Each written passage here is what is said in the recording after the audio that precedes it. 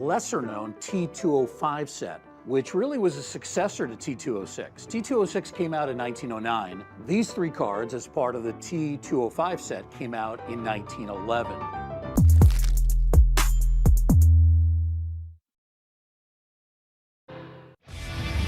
Oh, we're getting you closer. It is almost go time. The fellas are looking for their first sweep of the season. Can they do so in the cradle of democracy? That's right, the All-Star. Exclusions apply. Visit staples.com/print for details. Shop Grand Appliance for expert advice, fast delivery, and the lowest prices every day on top brands like Electrolux, Frigidaire, and more. Visit grandappliance.com for full details. Cubs Phillies in Philadelphia. The lights are on. Tonight's game is powered by ComEd. It's time now to hear from manager Craig Counsell. Here's Coop. Counsey, yesterday's ball game, fun all the way around the board, at least from our standpoint. When you're sitting in the dugout, I'm sure there's a lot of stressful moments, but the outcome was really good, really fun to watch. Your take on yesterday's ball game? I think games that you're down 5 and you come back from, they have a lot of heroes, because you got to do a lot of things right on the pitching side. You got to prevent runs for a good section of the game, and on the offensive side, it was a day where it wasn't one big swing of the bat that got it done. It was a lot of base runners. It was chip away a little bit, and then mistake on the good at bats, mistakes, and things like that. So, all in all, yeah, a good win. We had a number of relievers do a great job. Jameson Taillon did a really admirable job for not having a good stat line. And then we had base running, we had good pinch hit at bats. So a lot of good stuff happened, and a fun win for the crowd as well. Kind of getting first game, you really felt like we got the crowd kind of into a game and had some fun there. Going back to the pitching, one quick second with Taillon. Our ballpark can be so difficult when the wind's howling out like that. He gives up the grand slam, and it could be time to crumble. Now, he's been in the league a long time and a really quality veteran guy. He stays out there for 6 innings. It's a remarkable performance, and really saves you for this series now for your bullpen, doesn't it? Yeah, it's funny. So we had somebody up in the 5th. But that's when you're down 6-1 and you're thinking about, all right, do I take him out, or can we squeeze another inning out of him, which just gives me somebody for today. And that's where I think sometimes you forget you got to think about tomorrow's game. Always, win or lose, you're thinking about tomorrow's game. So those 3 outs that he got, really the 4 outs. He was one hitter in the 5th from being out of the game because the wind blowing out. You still think down 5, and there's a chance we can win this game, especially with that wind blowing out. So, but it was really impactful and important. And we thought maybe we used 2 relievers. We ended up using 3 because we tied the game in the 8th. But it was a big 18 outs, and I thought. When the wind blows out for the pitcher, it's difficult, right? Yeah. The leadoff hitter of the game hits a home run. It was probably a real home run. It was well struck baseball, but it also went a long ways because of the wind. And it just, how can it not mess with you as the pitcher? You can say, don't let it bother you, don't let it bother you. It's hard, and it just makes you feel as a pitcher like you have to be perfect. So I think for J-Mo to kind of recover from that, and maybe the grand slam kind of put him into man, I got to get this done for the team. It's not about my start anymore. I got to get this done for the team, and he did a heck of a job. In yesterday's ball game, a lot of big hits, as you said, some key plays. You scored 2 runs. Dansby scored 2 runs on balls that stayed either in the infield on what turned out to be a sac fly. That one probably 120 feet. Base running played a big role in yesterday's win in the comeback. Just from being prepared to take an extra 90 feet, that's got to make you feel great about your ball club. Their awareness, and keep playing the game, I guess, during the game when you're down. Yeah, base running is something that we always tell the guys that you don't. It doesn't hit every game, and you don't always get the opportunities, but it's about being prepared to strike when it presents itself, and that's something that I think this team has been good at, and we finally it's 15 games in, but you find. Let's see how the big fastball for Miz works out. Struck him out. Another fastball. Good afternoon, good evening, and good night. Always the big question is, how does somebody recover after their first start? You got all the jitters out after opening day. I think he's back. Still bringing some serious heat. He's already got 3 over 100 today. Swing and a miss. He struck him out. Fastball at 101, and Mizorowski's got the juice working here this afternoon at American Family Field. Couple of Ks and a perfect first for Miz. Te encantan los jugadores.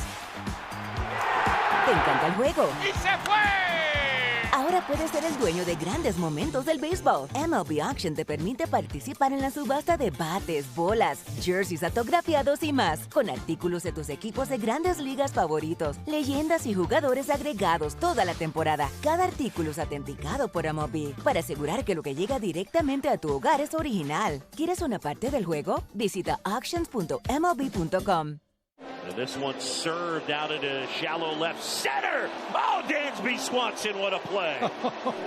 High points for the landing, too. Toward the corner, he lunges. He made the catch. He made the catch, and he holds on. O'Neal going a long way. Dives and makes the catch. Backhanded by Rocchio. Off-balance throw on a bounce. Got him! Rocchio ended up in foul territory. He can't get this one by Kim. Wow, Willie Mays style for Kim. Hits that sharply to second. Hobby. Victor comes in, dives, and makes a terrific catch. Diving stop made by Turner. Looks the runner back to third. Throws to first in time. Diving stop Griffin. Connor Griffin just robbed him of a hit. There's the grab. Here comes. Becoming. The usage is kind of ticking up a little bit, especially the same-sided hitters. Now both these guys it's their primary pitch. Right. They're going to throw sinkers. Is 90% of their fastball usage is sinkers. And you're right, that is a little different. But these are two guys that's their pitch. It's their bread and butter. It's the kind of pitch that they've just. It's their fastball, right? It's just who their fastball is and what it does and how it moves and how they throw a baseball. So, expect the ball to be on the ground tonight for sure. Well, good luck here in Philly. This is a good ball club, but it's a good place to hit too for you guys. Yep. Yeah, absolutely. We got some beautiful weather for the series, and I know the guys will enjoy that as well. Have a good weekend. Zach, back to you. Coom, thanks. The pitching matchup next on The Score in the Northwestern Medicine Cubs Radio Network. Covering every Cubs game all season long, Rahimi, Harrison, Grody, middays 10 to 2 on 104.3 The Score. Pat, did you know that our Catch Des Moines radio spots are now award-winning? It must be these golden pipes and our witty repartee. Don't flatter yourself, partner. Des Moines is the real star. With award-winning attractions and a central location, it's the perfect getaway and the best thing since sliced bread, which, by the way, was invented in Iowa. Ooh, do you think leftover steak de Burgo would be good as a sandwich? Rod, you never have leftover steak de Burgo. Then I guess I better order two. Des Moines, it's a trip. Make it yours at catchdesmoines.com.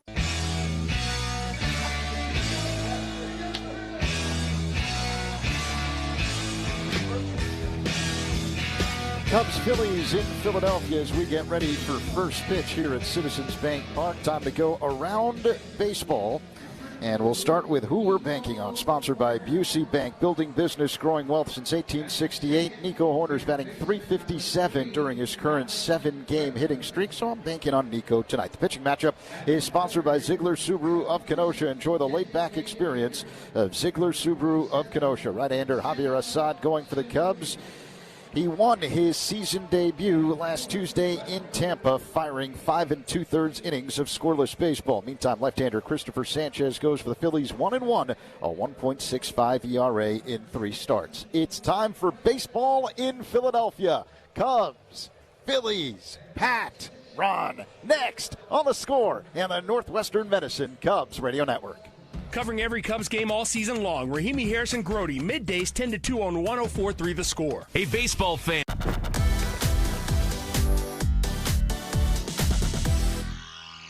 If you were to find a jersey or if you swap a jersey, one of the players on the National League, who would it be? Who would you pick?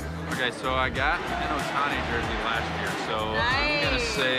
I'm gonna probably say Harper. Maybe Judge. He's one of the greatest to play the game in the last 5, 6, 7 years, so it'd be cool to have his jersey. Ellie's been fun to watch. Yeah, Ellie'd be a cool one. I mean, his jersey would probably be too big for me. It'd probably go down to my knees. That brings up Samuel Basayo. The 1-1. Basayo hits us high in the air. Center field. Langford back. This one is way out of here. That may have been off the batter's eye in center. Samuel Basayo just hit it where almost no one ever has. Holy smokes. Some 440 feet later, Samuel Basayo just destroyed that baseball. A breathtaking moment at Camden Yards. 437, 109.5 off the bat. We have a couple things out here for the first acknowledged unassisted triple play. And Cy Young said, Neil, where are you going? He said, 3 outs. Neil Ball had a fairly short career as a big leaguer, but continued playing in the minors where he encountered true baseball royalty. Now we're going to connect to Babe Ruth. He dominated the game like no one else had before. I'm holding Babe Ruth's bat. During a 1934 baseball barnstorming tour of Japan, Ruth faced 17-year-old pitcher Eiji Sawamura. Sawamura became a hero in Japan, and the Nippon Professional Baseball League's version of the Cy Young Award bears his name. Maeda won the award in 2010 and again in 2015, when the runner-up was Shohei Ohtani. First pitch crushing! Oh, man! Like the 3 outs of a triple play. It all connects. Go to baseballhall.org to plan your visit to the National Baseball Hall of Fame and Museum in Cooperstown, New York, and catch every episode of Hall of Fame Connections on MLB. Chicago Cubs baseball on the Northwestern Medicine Cubs radio network. Gone! 3-run homer, Ian Happ is going to be gone! 3-run homer, Pete Crow Armstrong. And now Bush drives one in the air. This ball's got a chance! Gone! This is what you came here for. You got the Cubs game on the score. Chicago Cubs baseball is presented to you in part by the Volvo XC90, Benny's Beverage Depot, Benjamin Moore, Grand Appliance, James Hardy Building Products, Laturo Tire, It's Not a Game, Illinois.com, Old National Bank, Sea Glass Wine, Sloan, Southwest Airlines, Xfinity, your Chicago and Northwest Indiana Hyundai dealers, and Yingling, the oldest brewery in America. And now, here's the Hall of Famer, Pat Hughes, and All-Star Ron Coomer, with all the exciting play-by-play action of Chicago Cubs baseball. Chicago Cubs baseball is on the air from Citizens Bank Park in Philadelphia. It's time for game 1 of this 3-game weekend series. 2 strikes on Hunter. This ball hit deep left field. Take a good look. You won't see it for long. It's a 1-run game. Second deck for Hunter Goodman. His first of the year. That thing went 435 feet. And you get the future Hall of Famer in for Hunter Goodman. Last year's Silver Slugger, the National League as a catcher, just a rolling curveball. Hang it, Hunter Goodman's gonna destroy it. The MLB app. Yeah, it's got game.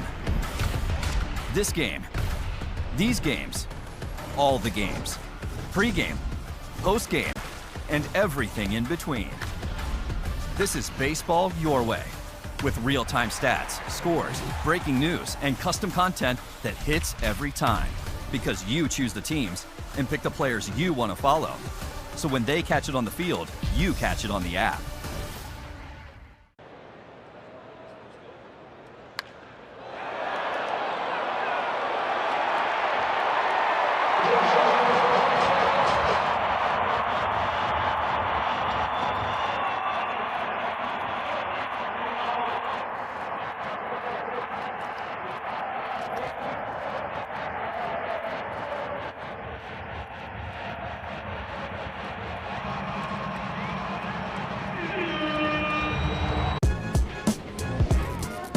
He's coming home. Here's the throw. He is safe. A stolen base. He steals home. Jaron Duran steals home. It is 6-0.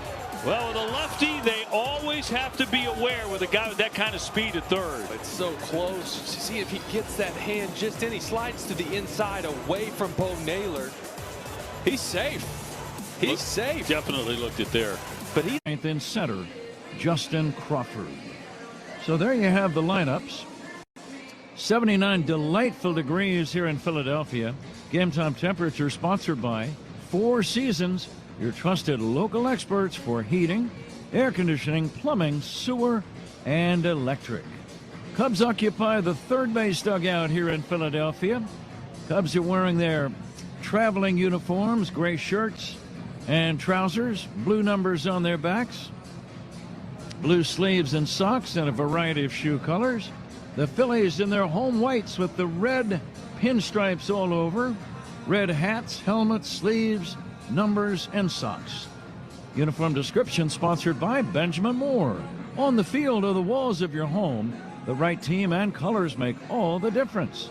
Official paint of the Chicago Cubs, Benjamin Moore. The umpires are waiting for the Phillies to take the field. Nate Tomlinson has been penciled in as the home plate umpire tonight. Mark Wegner to make the impartial decisions at first. Bruce Dreckman, the second base umpire, and Carlos Torres over at third. The announcement of the umpires sponsored by Old National Bank, where relationships and results matter. Big crowd on hand, not quite a sellout, but it gets noisy here. Back to get it started, the Cubs and the Phillies. Their competition dates all the way back to 1883. Back to get another season of competition between the two started right after this. You are listening to The Score and the Northwestern Medicine Cubs Radio Network. Every strikeout and home run is heard right here on 104.3 The Score and the Cubs Radio Network. The time to refresh your interior space is now. FinishingChicago.com has the industry experts in glass systems, drywall finishing, wall covering, commercial painting, and signage. Whether it's a hotel lobby or a corporate workspace, first impressions matter. Now more than ever, people expect spaces that feel refreshing, thoughtful, and aligned with how they live and work. Make the most of your space by utilizing Finishing Chicago contractors. For a great finish, start with FinishingChicago.com. 1-877 Cars for Kids. KARS Cars for Kids. 1-877 Cars for Kids. Donate your car today. Call 877 Cars for Kids to reach a friendly live agent. Donation is super easy, and your car can be picked up as soon as tomorrow. Call us now or go to carsforkids.org. 7 Cars for Kids. Donate your car today. Did you know you can donate real estate too? Dell PCs with Intel inside are built for the moments you plan and the ones you don't. For the time you forgot your charger at the gate. Passengers, we are now on our initial ascent. Or when you're bouncing between projects like a ping pong ball. We build PCs with long-lasting battery life, so you're not scrambling for an outlet. And built-in intelligence, so you can stay focused on whatever you're doing. Dell Technologies, built for you. Dell.com/Dell PCs. Chicago weather is tough. Your home siding should be tougher. Hardy Siding is engineered for our climate. James Hardy Building Products, siding with the Cubs. Learn more at jameshardy.com. It's game time, and that makes it the perfect time for a flight by Yuengling. At just 2.6 calories, 95 calories, 2.6 carbs, and packed with flavor. Flight is the next generation of light beer from the oldest brewery in America. Look for Flight wherever you buy beer, and the Cubs coming off a great home win yesterday, Pat. And, you know, Zach was talking about momentum with some of the guys in the clubhouse today. That win has to help you turn the page a little bit offensively and just morale and that in the clubhouse. Just a really good win in front of a big crowd at Wrigley. It was a much-needed win, Ron. And speaking of the crowd, I thought the crowd had a significant effect on that ball game. We were talking about an hour ago. Think of all the misplays the Pirates made, throwing the ball around, throwing to the wrong base, missing cutoff man. I have to think the crowd had something to do with the numerous misplays we saw. Yeah, I would absolutely agree. I think, you know, when you get young players, you're playing in an environment like that, the game speeds up on you, and they were having some issues. There's no doubt. We are ready to go against the left-hander Christopher Sanchez. Stepping in is Nico Horner, hitting .316. Sanchez very talented, very tall also, 6'6", weighs 200 pounds. The first pitch of the game is in there for a strike, and away we go. Well, this guy, you don't hear a lot about Christopher Sanchez, but when you look at what he's done, he is outstanding. Yeah, he's got great stuff. Knows how to pitch. He's a little unique because he's a power guy, but it's a power sinker. We got 2 sinker ballers going today. You don't say that too often in today's game. Nico swings and misses. But the thing for Sanchez, to me, Pat, that really stood out in looking at his film this morning, the back and forth. Power sinker, very good changeup. He is ahead of Nico Horner 0-2, and the pitch. Check swing on a bender, it's down low. Nico 2 for 5 lifetime against Christopher Sanchez. Bregman and Suzuki to follow. Beautiful night here in Philadelphia at Citizens Bank Park. A lot of room and foul ground here. Now the 1-2 to Nico. It's outside a fastball, 2-2. A lot of little nooks and crannies and angled fences in the outfield. You can't really take a lot of things for granted, especially out in that deep left center field area where the wall angles in and then it's flat and then it angles out. Now the 2-2. Nico takes strike 3 call. You don't see Nico taking a called third strike very often, but he did right there to start the game. 1 down in the batter, Alex Bregman. Now that's that 2-seamer that he crossfires at Nico. So he throws it at him, and it's coming inside, and then that 2-seam fastball kind of runs back to the inside corner, hits the corner, a borderline pitch for strike 3. Just underway, 1 down. Bregman, the batter, hitting .213. First pitch strike. 401 feet to straightaway center, 330 down the line and right. There is a footage total, but it's blocked out in the corner and left. I think it's around 330. And the pitch on the way outside to Bregman. The alleys, 374 left center, and then a deeper alley, 387, where the wall juts in, and that's one of the areas where a ball can bounce eccentrically. About 375 in right center. Bregman will look at a ball outside, and the count 2-1. I always thought this ballpark to straight left and straight right, and then you go to the lines, is a very good park to hit in. And it seems like to me the ball carries to both of those spots. Bregman swings and misses, and the count now 2-2. Pretty good breaking ball there to Bregman. Ron, how about facing a guy who stands 6'6" as a right-handed batter? Bregman is about 5'11". And now the pitch on the way to Alex. Cracked on the ground, up the middle, base hit, past a diving Stott. It's a 1-out single for Alex Bregman. Cubs have a man on, and the batter Suzuki. But how about the slightly different angle that a tall pitcher uses to work to you as a hitter? Yep, there's a different angle. There's no doubt about that. And in particular, Pat, to your point about a guy throwing and liking to pitch down. We don't see that often, but he likes to throw his fastball down in the zone. So there's definitely more downward tilt on the pitches he's going to throw today than what the guys normally see. Seiya Suzuki takes inside. Another factor, Ron, is the lack of familiarity that the Cubs have with Sanchez. Not a single guy in the order has had more than 5 career at-bats against the Philly left-hander Christopher Sanchez. Short lead by Bregman. Seiya hits one foul off to the right and out of play. Now, to your point, too, about this guy, 2 years ago he was an all-star. And you don't hear a lot about him, but from the hitter's perspective, all you got to do is look at his tape real quick and you go, oh, boy, this guy's got a great arm. He throws a lot of strikes. He puts the ball on the ground. So he's going to get a lot of ground balls and throws a lot of strikes. Here comes the 1-1. Bounce slowly to short. Charging Turner. Gloves it. Goes to second one. Over to first. Double play. The Cubs might challenge that play over at first. Craig Counsell holds up the hand. It was a bang-bang play. No argument from Seiya Suzuki. Apparently he's going to be out and the inning is over. No challenge. Cubs don't score. They get a hit. Leave none after a half. Cubs nothing. Phillies coming up on the...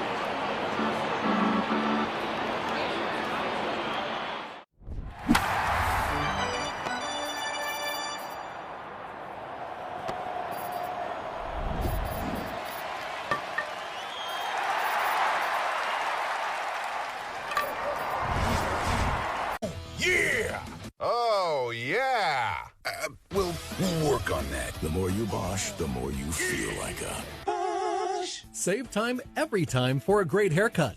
Just download the Great Clips app or check in online at greatclips.com. Great Clips. It's gonna be great. Nothing game, bottom of the first inning.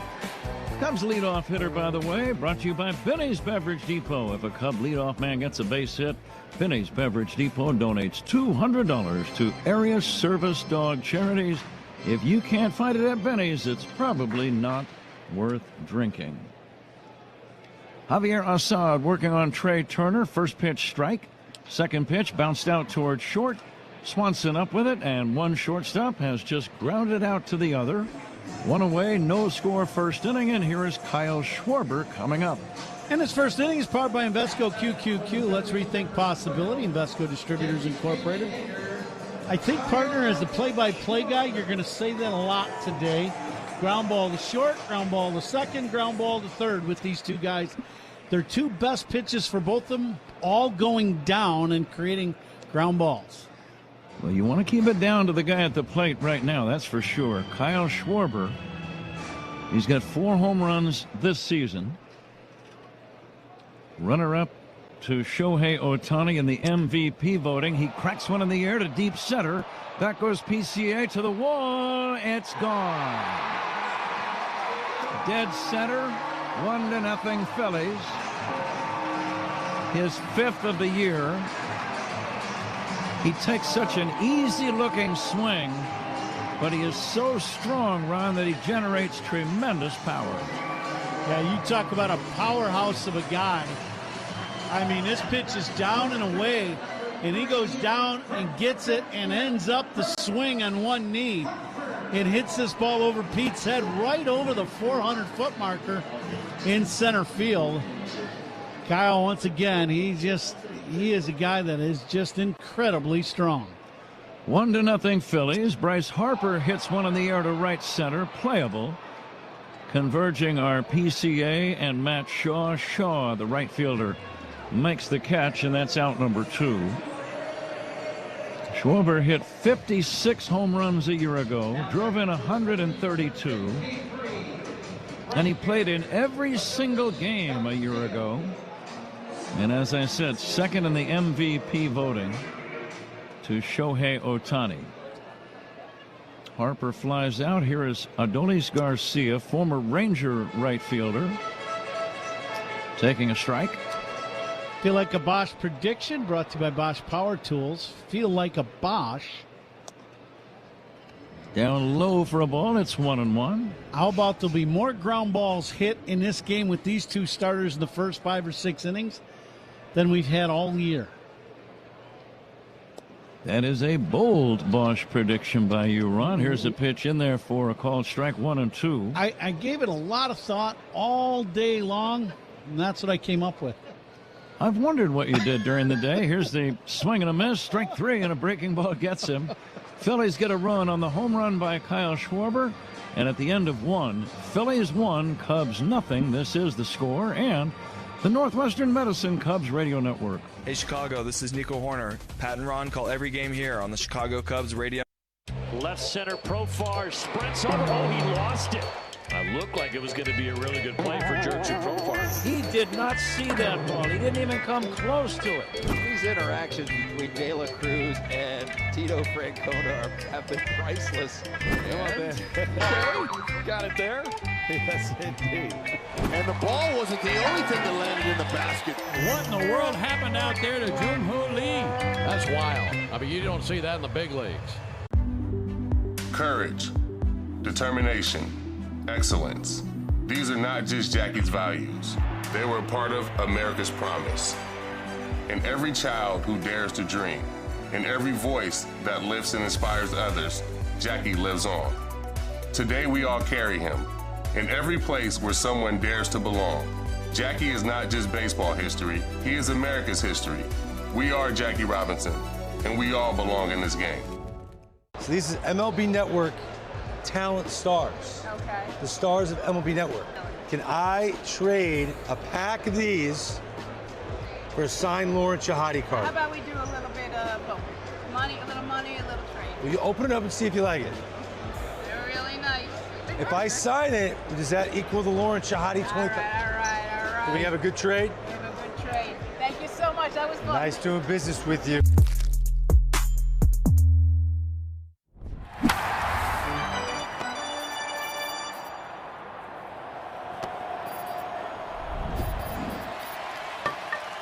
.com.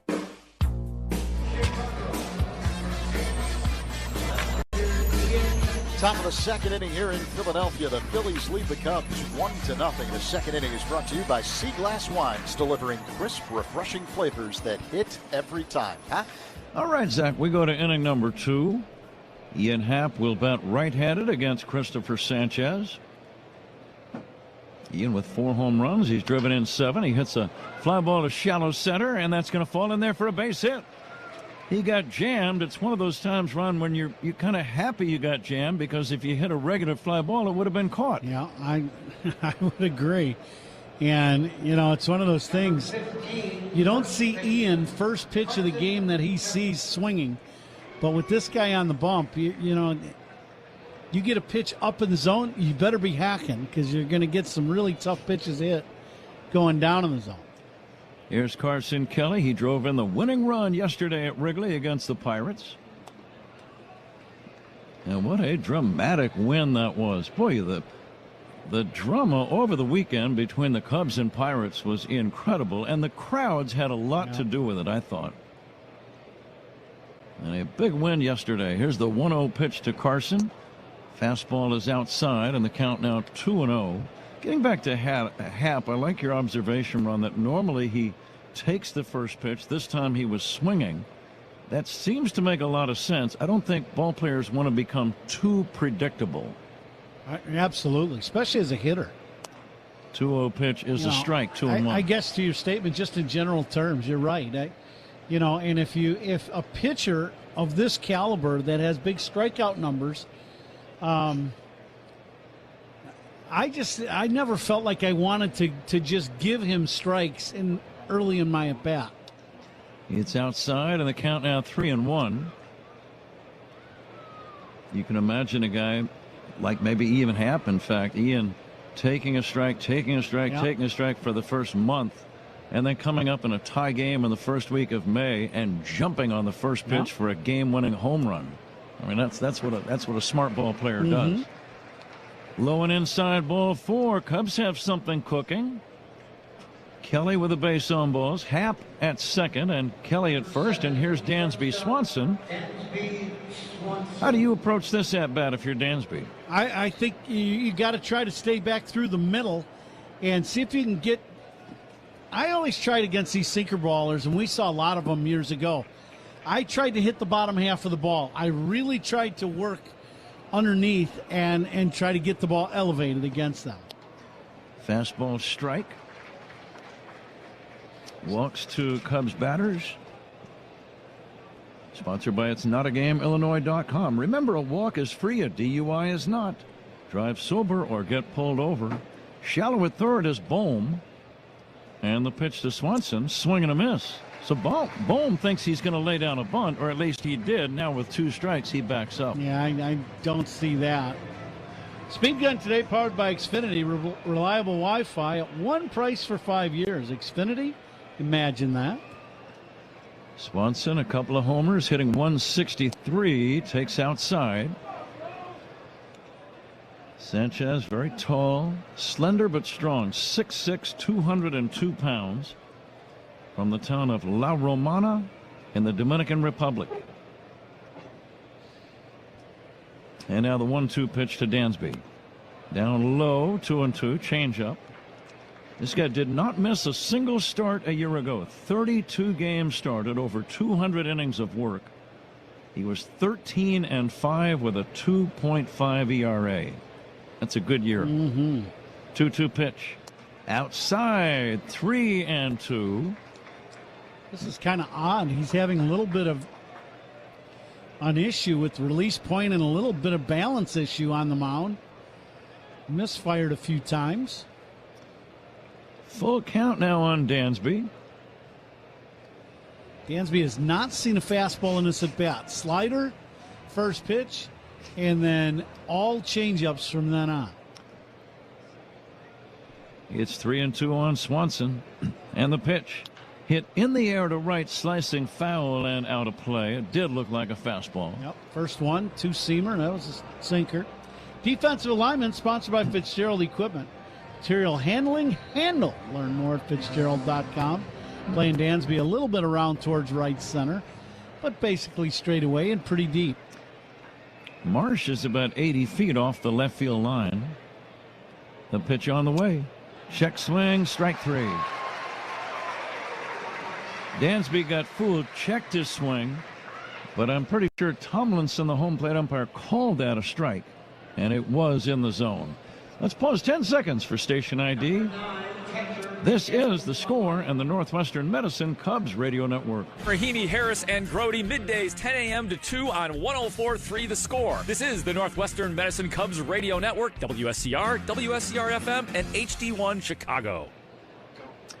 Cubs need a clutch hit from somebody right now. Miguel Amaya batting. Ian Happ, the runner, at second. Carson Kelly at first. 1-0 Phillies early in the game. We're in the second inning with 1 down. Amaya hitting .238. The big tall left-hander set and delivers.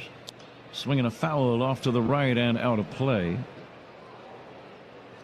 This guy run in the National League Division Series against the Dodgers a year ago. That's a best-of-5 affair. This is what the Phillies thought of him. He started 2 of the 4 games in that series. Well, how about that? Here comes the 1-1. Breaking ball missed. And this is a staff that has Aaron Nola and Zach Wheeler. Speaking of Zach Wheeler, I was reading earlier today, he's on a minor league rehab assignment, getting closer to returning to the Phillies. He has not pitched yet this year. Line drive, base hit left field. The runners had to hold up, and they'll advance only 90 feet. Leaping try by Turner at second. If he was 2 inches taller, he might have caught that ball. He made a valiant leaping try, missed it, as I said, by inches. And the runners advance to second and third. So a single for Amaya. Bases loaded now. 1 away, and Pete Crow Armstrong coming up. How does he approach this? Well, you got to put this ball in play if you're Pete.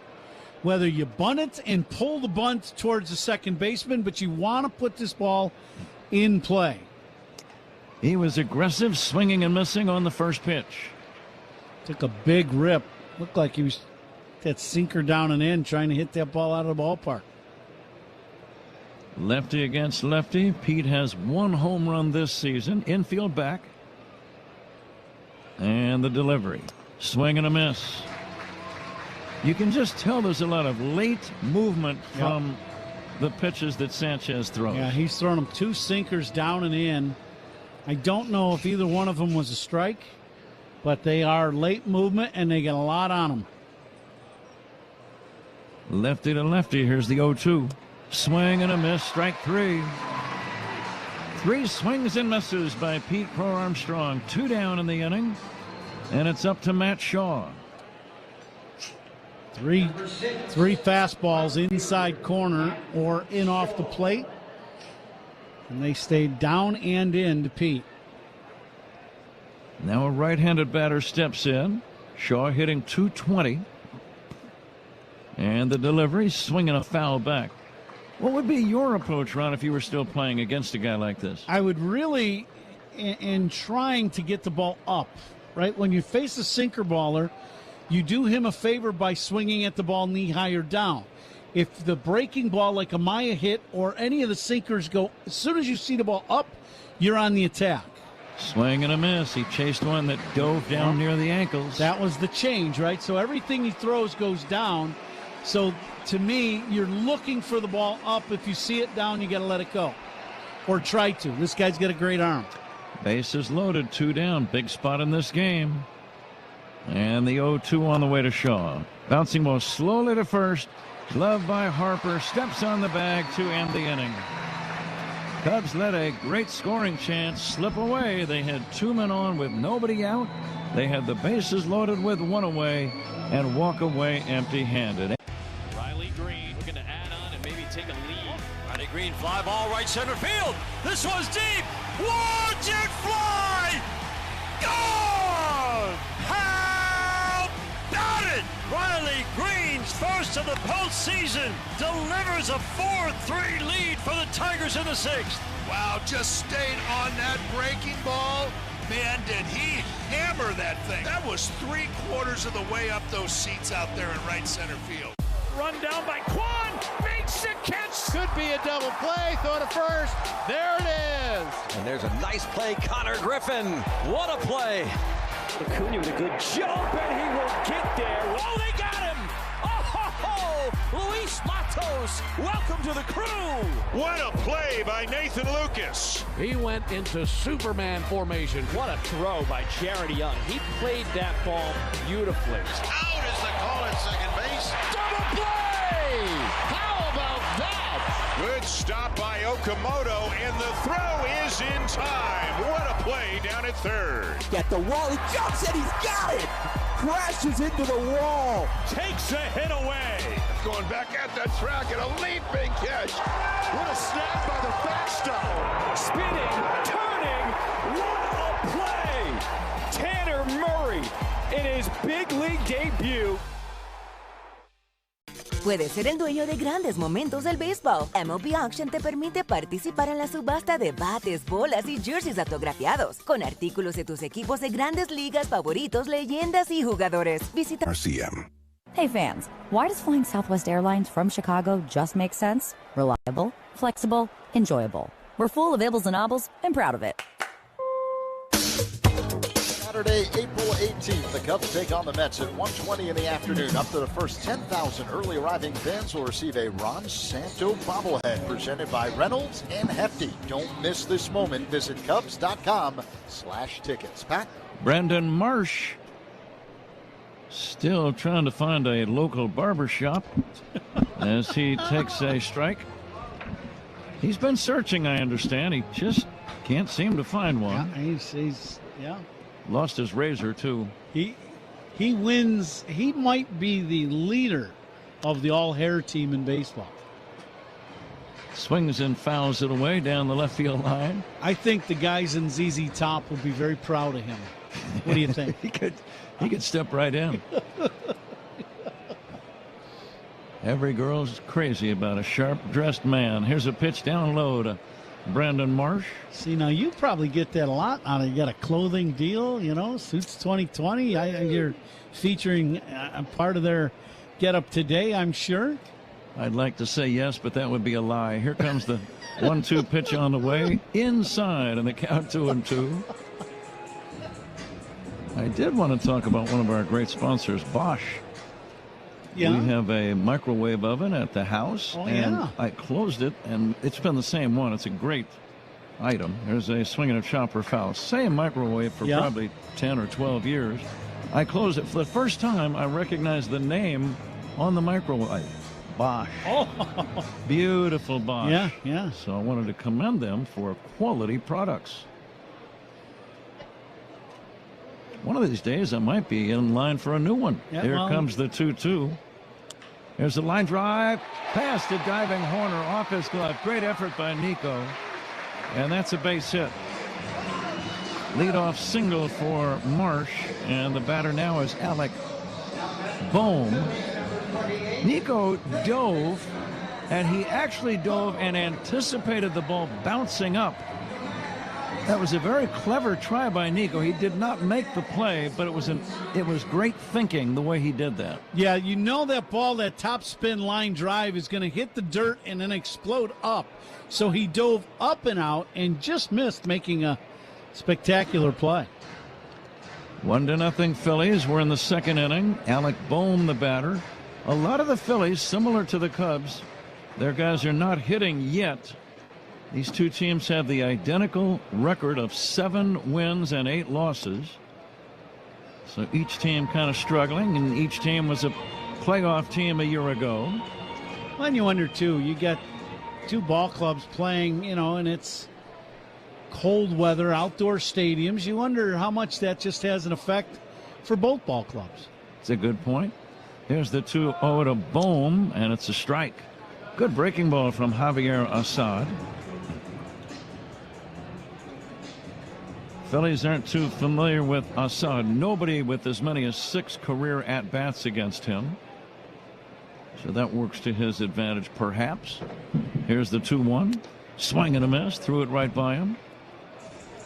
Assad made an excellent start against Tampa. 5 2/3. Gave up 1 hit and no runs last week down in Tampa. There is work to be had for Cubs starting pitchers. Throw to first. And Marsh almost got caught leaning the wrong way. But with the injury to Cade Horton, which puts him out for the year. Matthew Boyd currently unavailable, but he's getting closer to another rehab assignment. Here comes the 2-2. Strike 3 called, and Bohm is out number 1. Strikeout number 2 for Javier Assad. Strikeouts by Cubs pitchers brought to you by your Chicago and Northwest Indiana Hyundai dealers. 1 away, 1 on, 1-0 Phillies in the second, and the batter Bryson Stott. Little high breaking ball from Assad, and that one drops down into the zone. Tough pitch to pull the trigger on. When you see it up and you see spin, you think high, and then that pitch had good downward tilt to make it a strike. Stott looks at a strike. Stott is not hitting. He's at 196. Now, speaking of hitting, I just got a message, both Zach and I, and the people from Bosch said, make me an offer. Sounds like they listen to Cubs radio.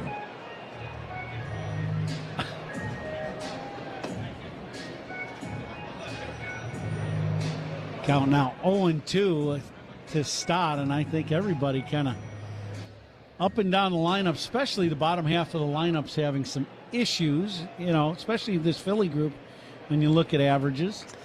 Here comes the 0-2. Stott takes high for a ball. We're going to play the Benny's Beverage Depot attendance game. If you can't find it at Benny's, it's probably not worth drinking. I do see some Cub fans here. Yeah. Phillies have drawn very well. They've been a playoff team now for 4 consecutive years. Toss to first, not in time.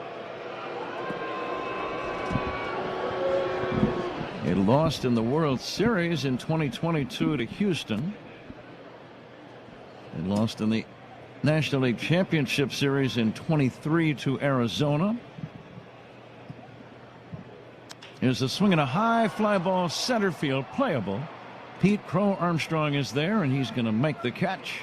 And that is out number 2. Holding at first is Marsh, and the batter is J.T. Real Muto. Good pitch by Assad. Had Stott really, even though that pitch was up, that breaking ball, when you see all them sinkers, then just out of sync and just hits the routine fly ball to Pete. JT has been one of the better hitting catchers in all of baseball for about the last decade. He's 35 years old. I was looking at his record and games played and information like that earlier. Sooner or later, Ron, all of those games and catching are going to take its toll. Yep. But he's kind of outlived the life expectancy of most catchers already. So who's to say he won't keep on going for another 2 or 3 years? But he's been a good one. He really has. And durable, consistent. You know, the other thing about him that people don't talk about is how good an athlete he is. He can run still. Oh, yeah. I mean, for a catcher, he runs great. But just for a regular baseball player, he runs well. Here comes the 1-0. The runner goes. The pitch, a strike. Throw to second base. The tag. Safe at second base is Marsh. Marsh went in head first.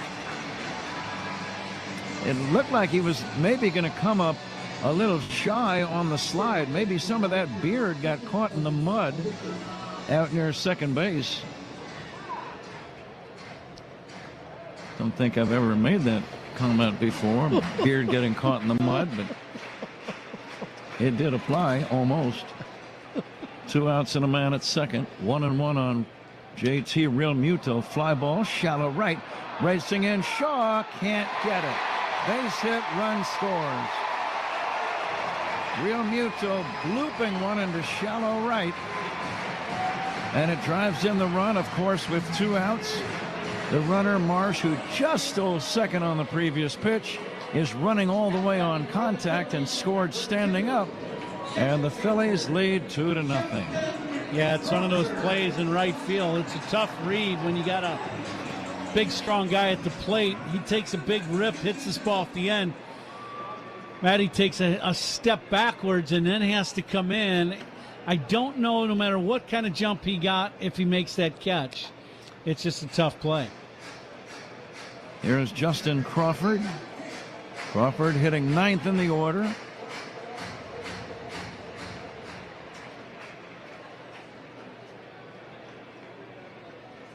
And the 0-1 to Crawford. A swing and a miss. There's a picture of Justin up on the board. He's smiling, looks very friendly. Looks like he has just devoured his favorite meal.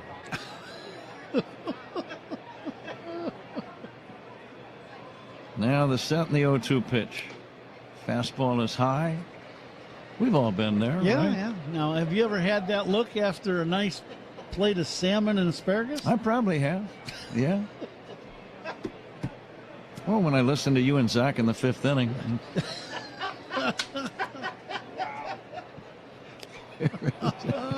Swing and a miss, strike 3, and that ends the inning. The Phillies get a run. They leave 1.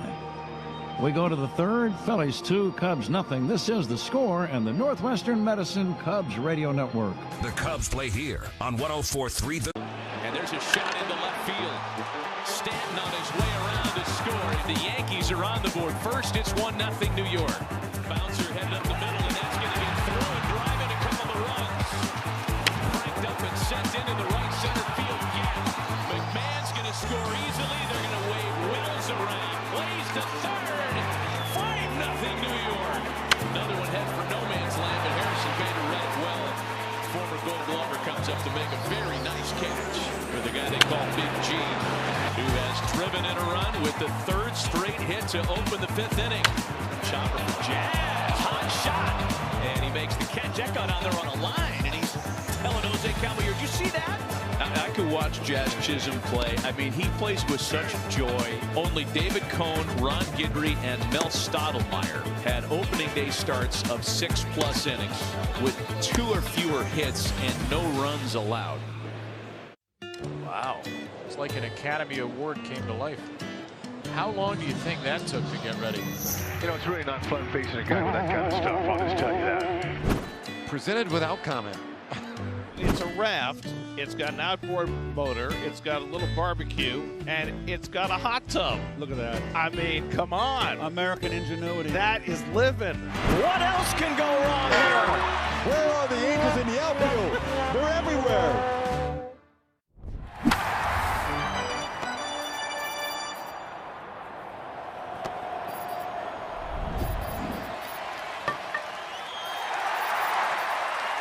See southwest.com/WSJ. Nico Horner's on deck for the Cubs. Who's on deck is sponsored by TimberTech Decking and Railing. Everything wood should be. Visit timbertech.com. Pat? Zach, we're going to make the guesses in the Benny's Beverage Depot attendance game. As this third inning commences, Nico Horner first up.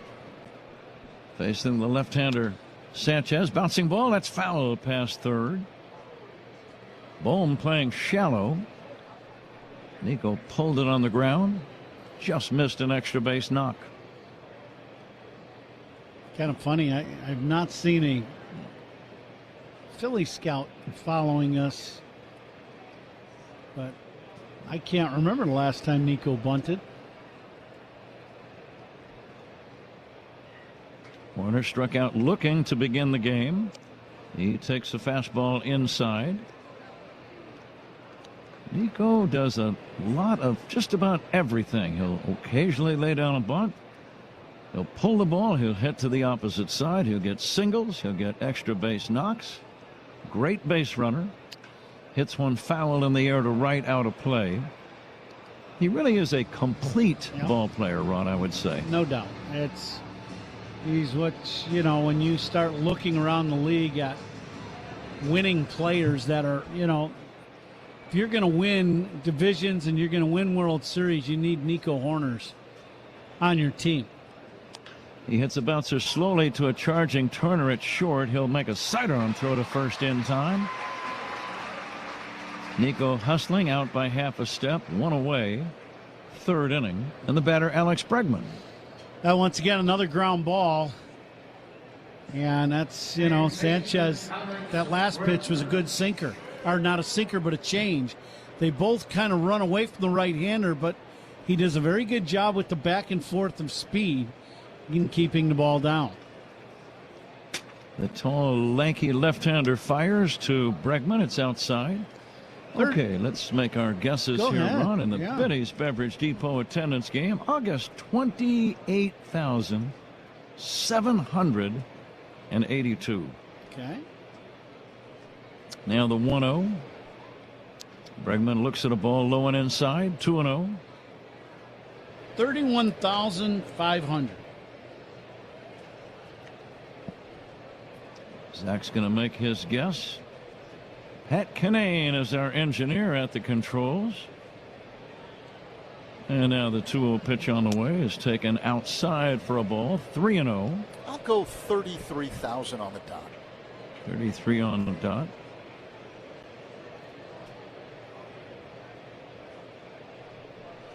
Little breeze blowing toward left. Nice warm night in Philadelphia here from mid-April. This gets to be a very hot city in the summertime. Play some scorching weather games here. And now the 3-1 on the way. That's going to be down low, ball 4. Bregman gets the walk. 1 out, 1 on. Cubs trail 2-0. Here is Seiya Suzuki. Cubs could use a long ball right about now. Yep. Third inning brought to you by Consumers Credit Union. People in your corner who stand up for you wherever you go. This guy was hard to homer against a year ago. Just 12 home runs allowed in 202 innings. And the pitch on the way. Seiya takes a changeup for a strike. It was hard to even get hits against him. Just 171 hits. Yeah, and over 200 innings. So that's, 31 more innings pitched than hits allowed. That's pretty impressive. Here comes the 0-1. Seiya looks at a ball low and in. Looks like the Cubs are being more patient in this second time through the order, or maybe it's just for a couple of batters. Well, I think in that first go-around through the lineup, the one thing that we have not seen with Sanchez that he was doing today is he was a little erratic. Usually he throws a lot of strikes. Seiya hits a bouncer to short, Turner to second, Stott to first. Not in time on the relay. They do get the lead man on the 6-4 fielder's choice. 2 down, and the batter Ian Happ. This ball chopped, and Turner was unable to charge this ball, had to lay back on it. When he had to do that, it allowed Suzuki to beat that throw. Coming in live all season long from the Invesco QQQ broadcast booth, proud partner of the Chicago Cubs. Walks to Cub batter, sponsored by It'sNotAGameIllinois.com. Remember, a walk is free, a DUI is not. Drive sober or get pulled over. Happ had a single his first time. Takes a strike, 0-1.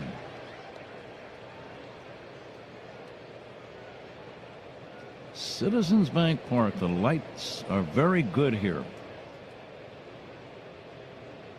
Have not yet taken full effect, not even close. And now Happ swings and misses at a changeup, and they count 0-2. This ballpark to me goes back to what we've talked about before. When you build a new ballpark, I think what teams should do is build it unique for them. So when you see the park, it is definitely unique, and you know you're in Philadelphia. Happ takes low and in. Don't you think, and instead of making them kind of cookie cutter, you know, here you got the Liberty Bell and lights in center field. You know, I just think as soon as you see this park, you know you're in Philly, and it's a unique ballpark and a very nice ballpark. It's a beauty. It really is. Down low for a ball, and the fans make it a special place as well, similar to Wrigley in that regard. Yeah, it's a great sports town. I would say they're an intense fan base. Absolutely, just like the Cubs. Yeah. It's 2-2. And the pitch to Ian Happ. Check swing, that's going to be strike 3. Chased a low breaking ball. Might have been a changeup. Cubs don't score, leave 1, middle of the 3rd. Phillies 2, Cubs nothing. This is the score and the Northwestern Medicine Cubs Radio Network. This is your home for every pitch of Cubs baseball on 104.3 The Score and the Cubs Radio Network. There's the bunt. That could be trouble as Petrie. No, Stevie dives in and beats it. Good effort by Steve Lyons. Good job. I'll tell you one thing, not a bad defensive play either by the Tigers. Did you see that? He's going to get the dirt out, and all of a sudden he unbuckled his pants and a brain cramp. I don't think that's really the proper place to do that.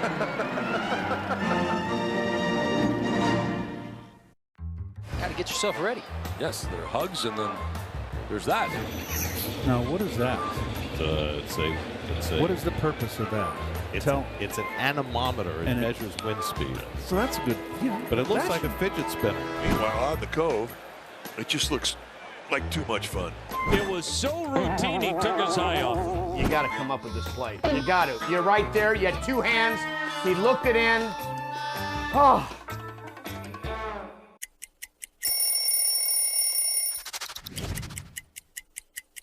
You know, in Boston, every now and then, you'll do those throwback days where you bring out the big baggy jerseys, and the baggier, the better. When I broke into the league, everybody was wearing really baggy pants, and then as the years go along, I started wearing these skinny, mini, tight pants that looked like they were painted on. So by the time I was with Boston, I really wanted to wear the baggier, the better. We just wanted to be flying around in the outfield there, having a good time.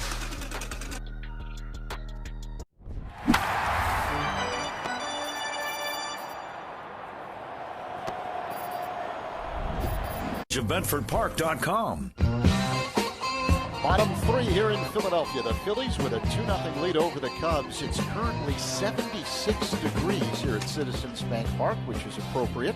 Time and temperature sponsored by Circus Sports. Sports betting the way it should be with no bet fees. Trey Turner drives one to deep left field. That ball is going to be foul. It had home run distance, just foul. Carlos Torres, the third base umpire, made the call. And I'm not sure if the Phillies are going to ask about that call. It was close. Yeah, Robbie Thompson went out to talk to the home plate umpire, Nate Tomlinson. And they're gonna, I think, take a look at this in New York.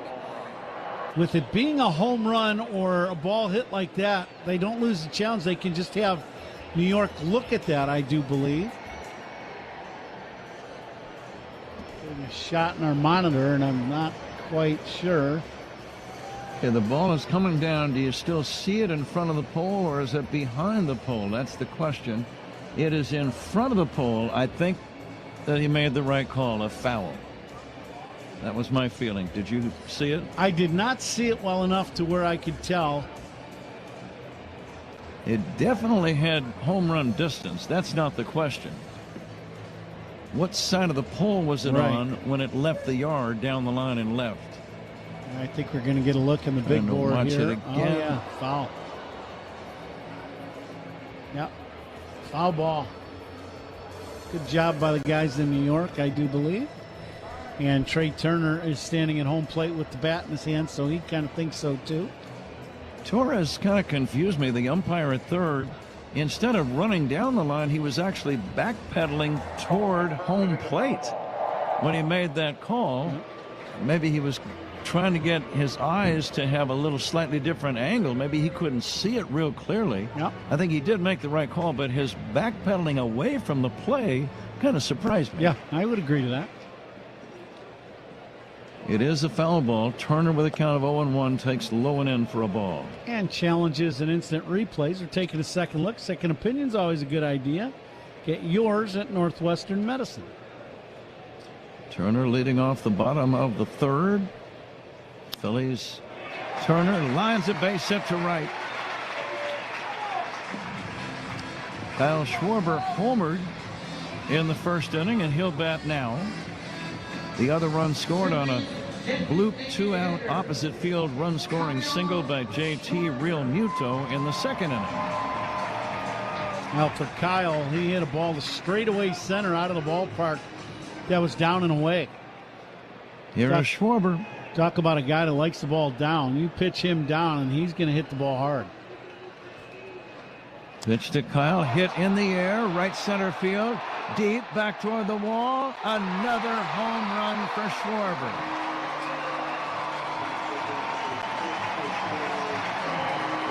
I think he's only seen 2 pitches in the game, and he has 2 home runs. A solo in the second inning, or in the first, and now a 2-run homer here in the third.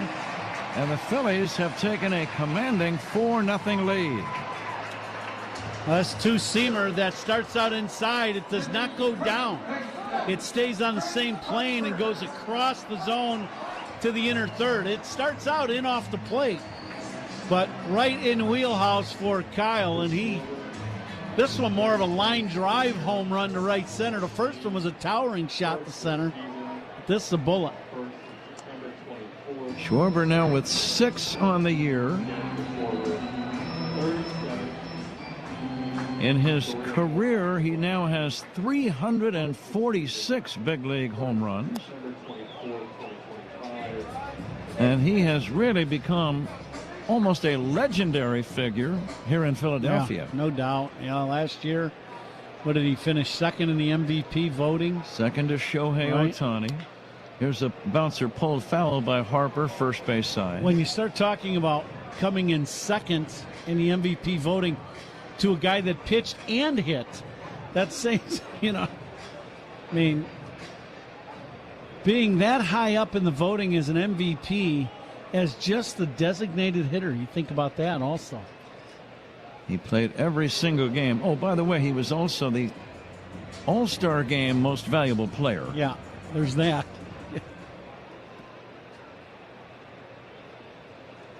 Kyle had 56 homers, drove in 132 a year ago, regular season.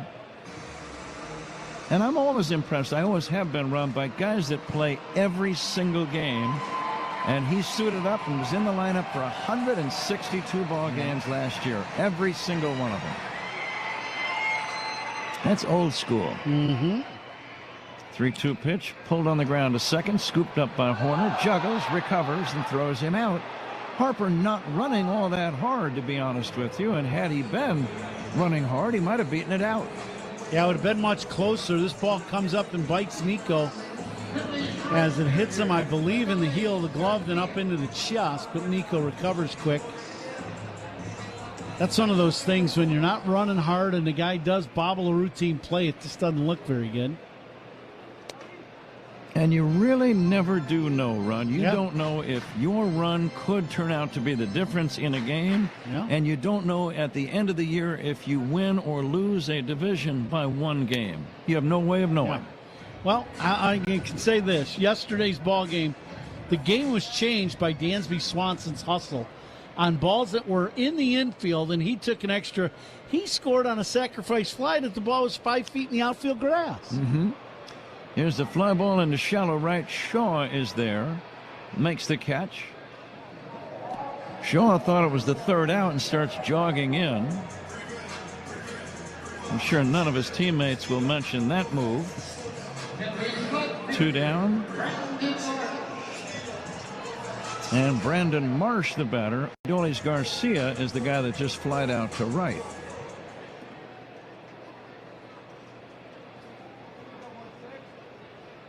Here's the pitch on the way to Marsh. Fouled away off to the left and out of play. Marsh in his first at bat singled and scored in the second. Got a stolen base. That was a big stolen base because that was with 2 outs, and then Real Muto dumps one into right for a base hit and scored a run.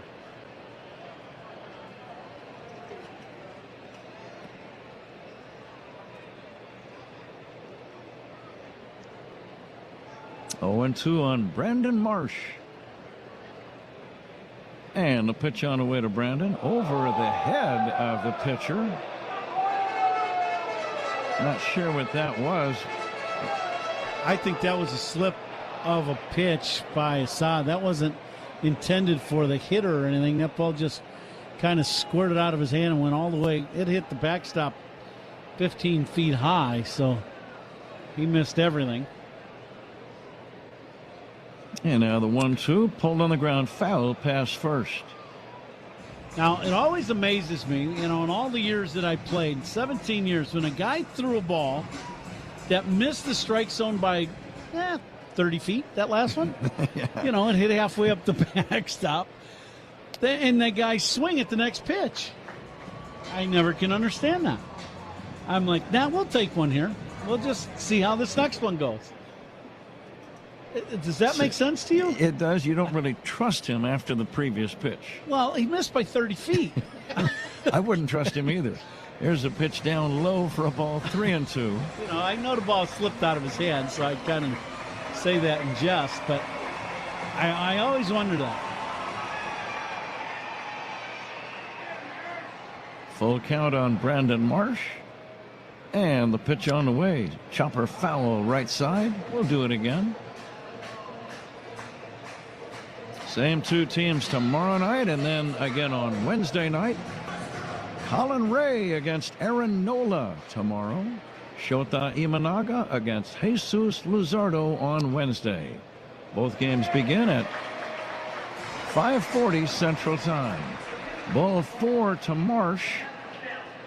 Marsh stole a bag back in the second. He might be trying to steal a bag here. Kelly's going to challenge this. Oh, my. It just missed the inside corner. And I mean, I don't even know if there's a seam between the ball and the strike zone.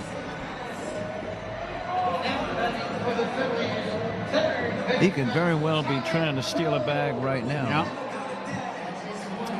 Alec Bohm is the batter.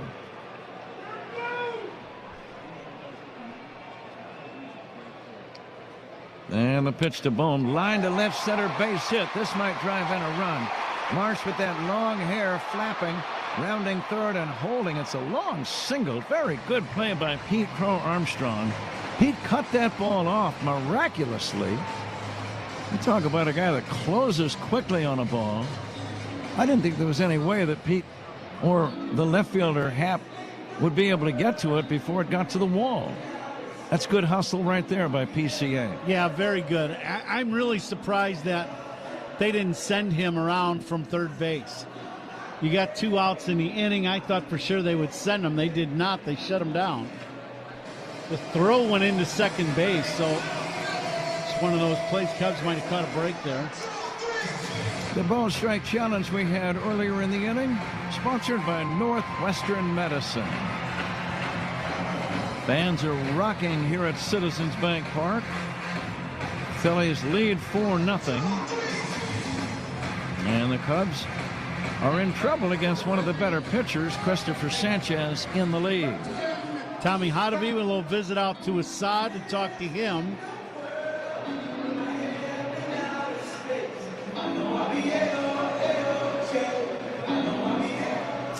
Bryson Stott steps in. Stott flied to center his first time. Pitch on the way to Stott is a strike. I think last inning I referred to the catcher as Kelly. It's Amaya. Amaya is catching today, and Kelly is at first base.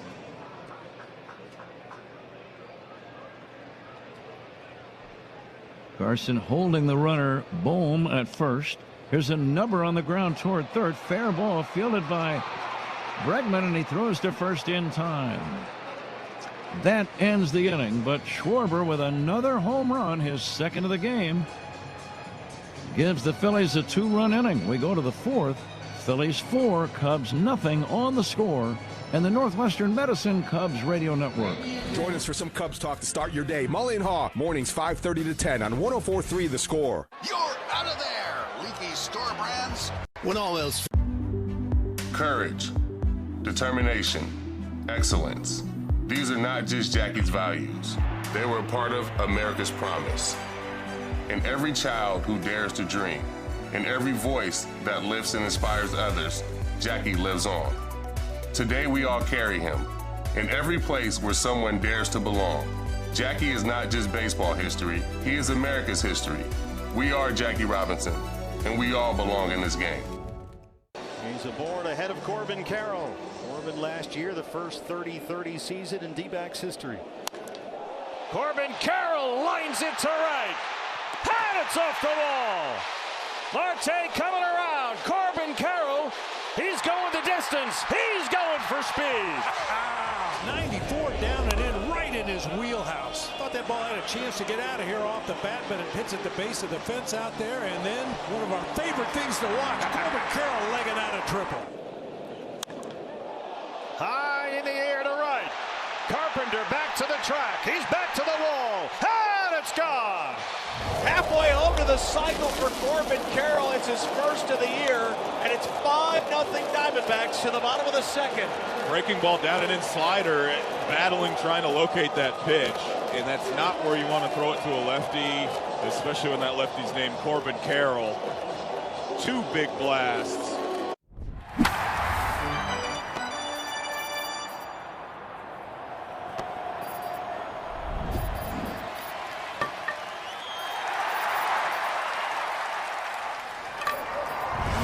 Phillip.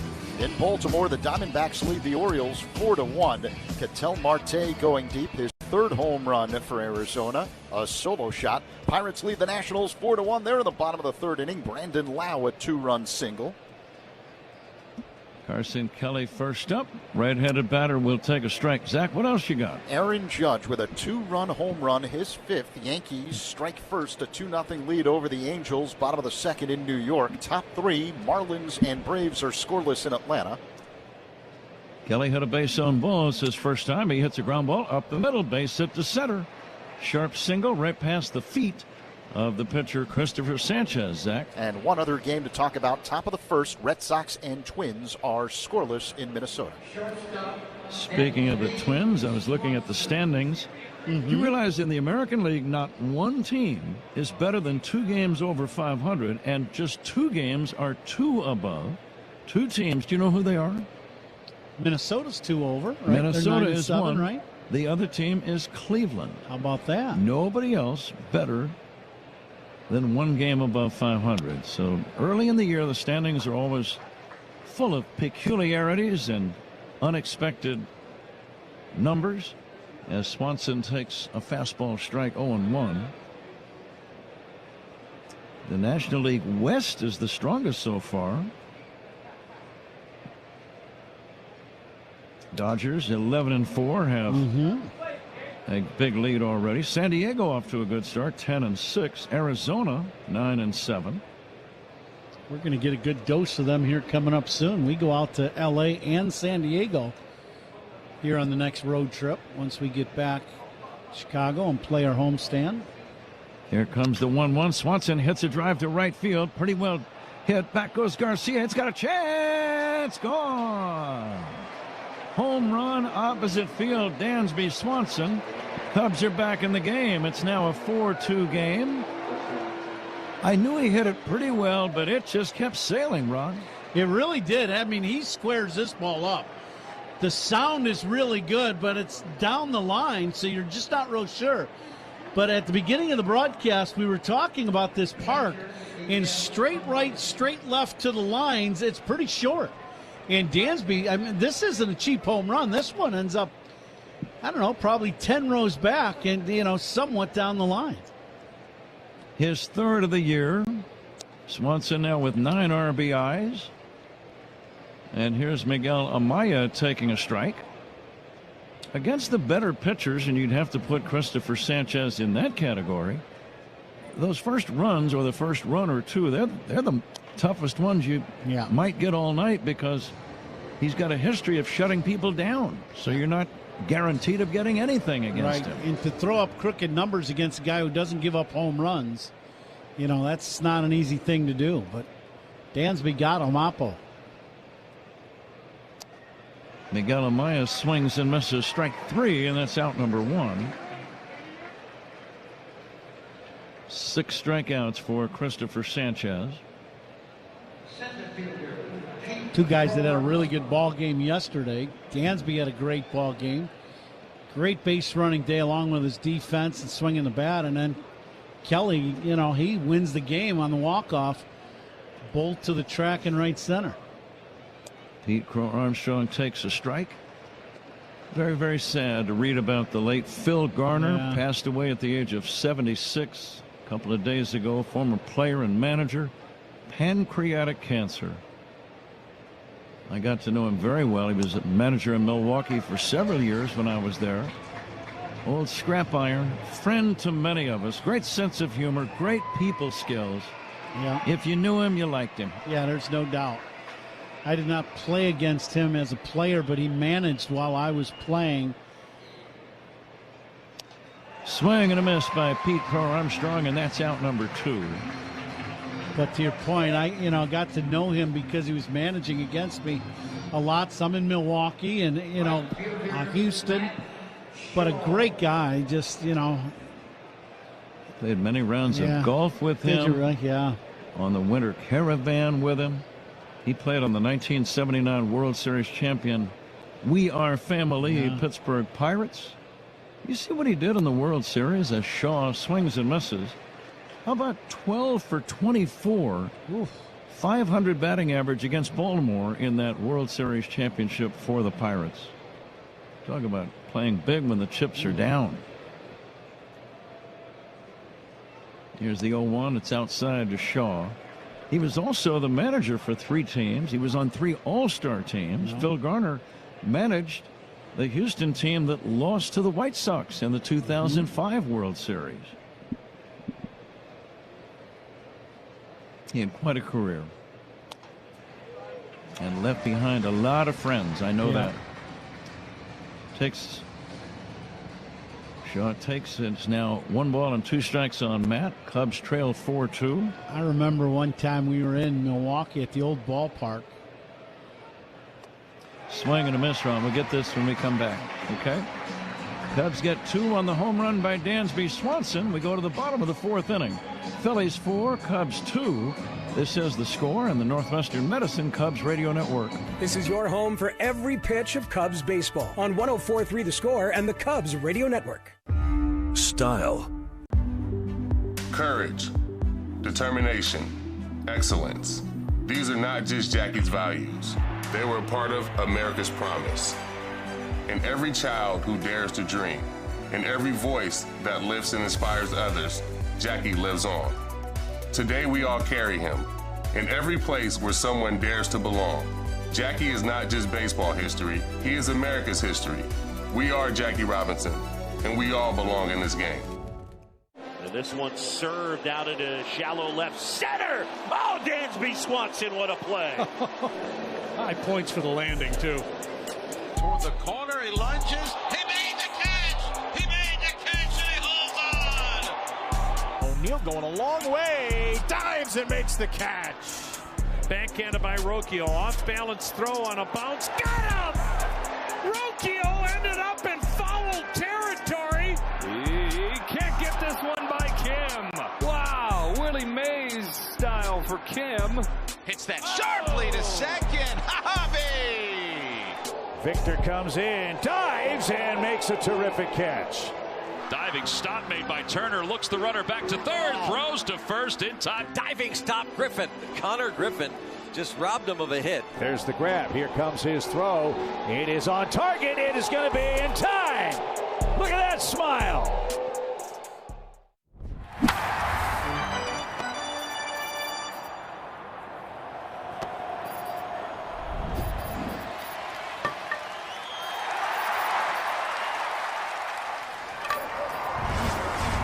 And the Odyssey app. Pat?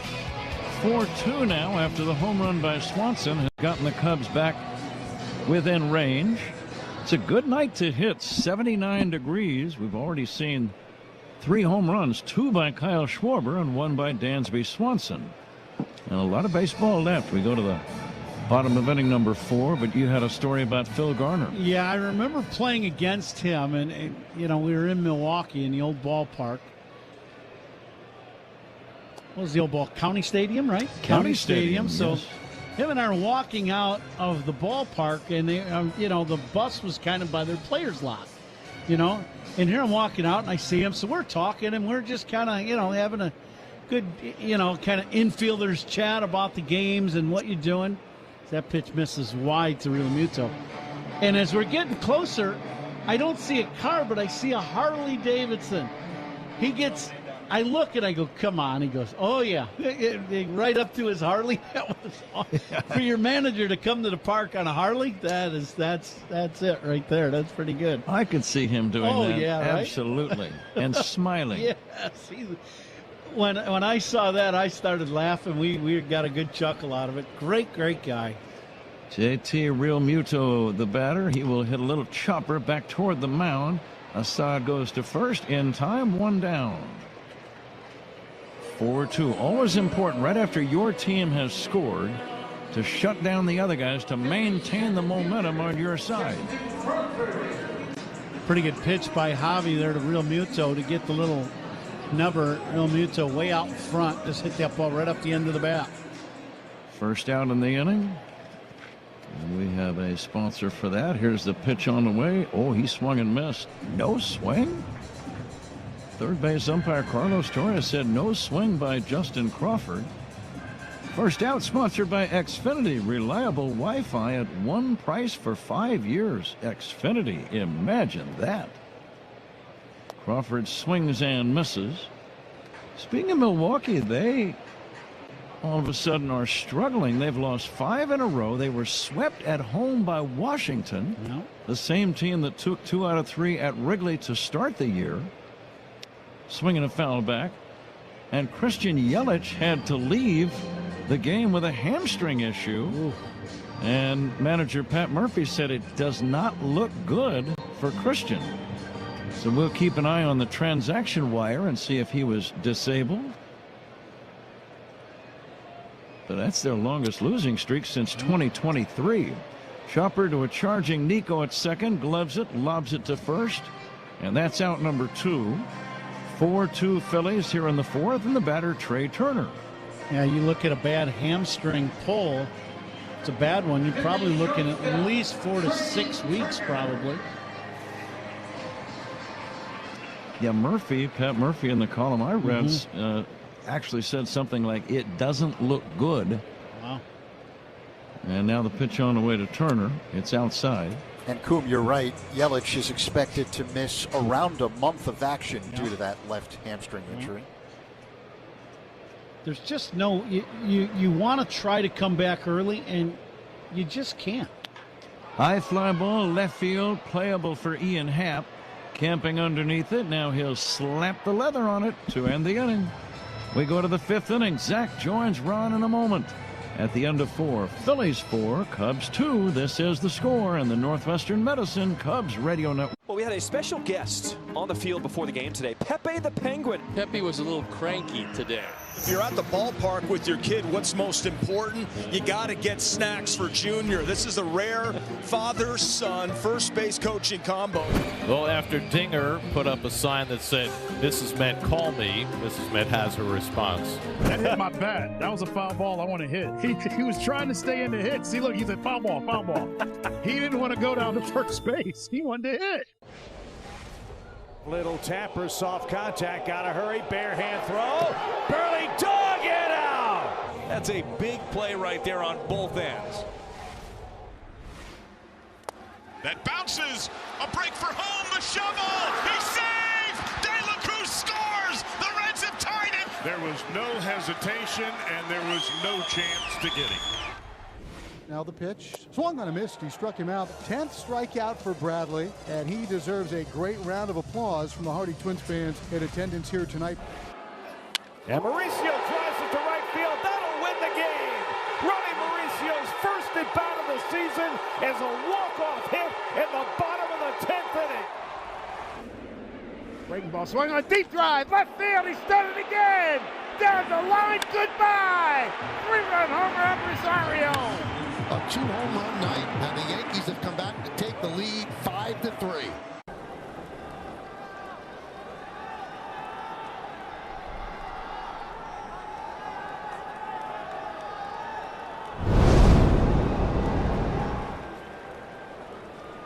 Locally owned retailer. Visit BenjaminMoore.com today.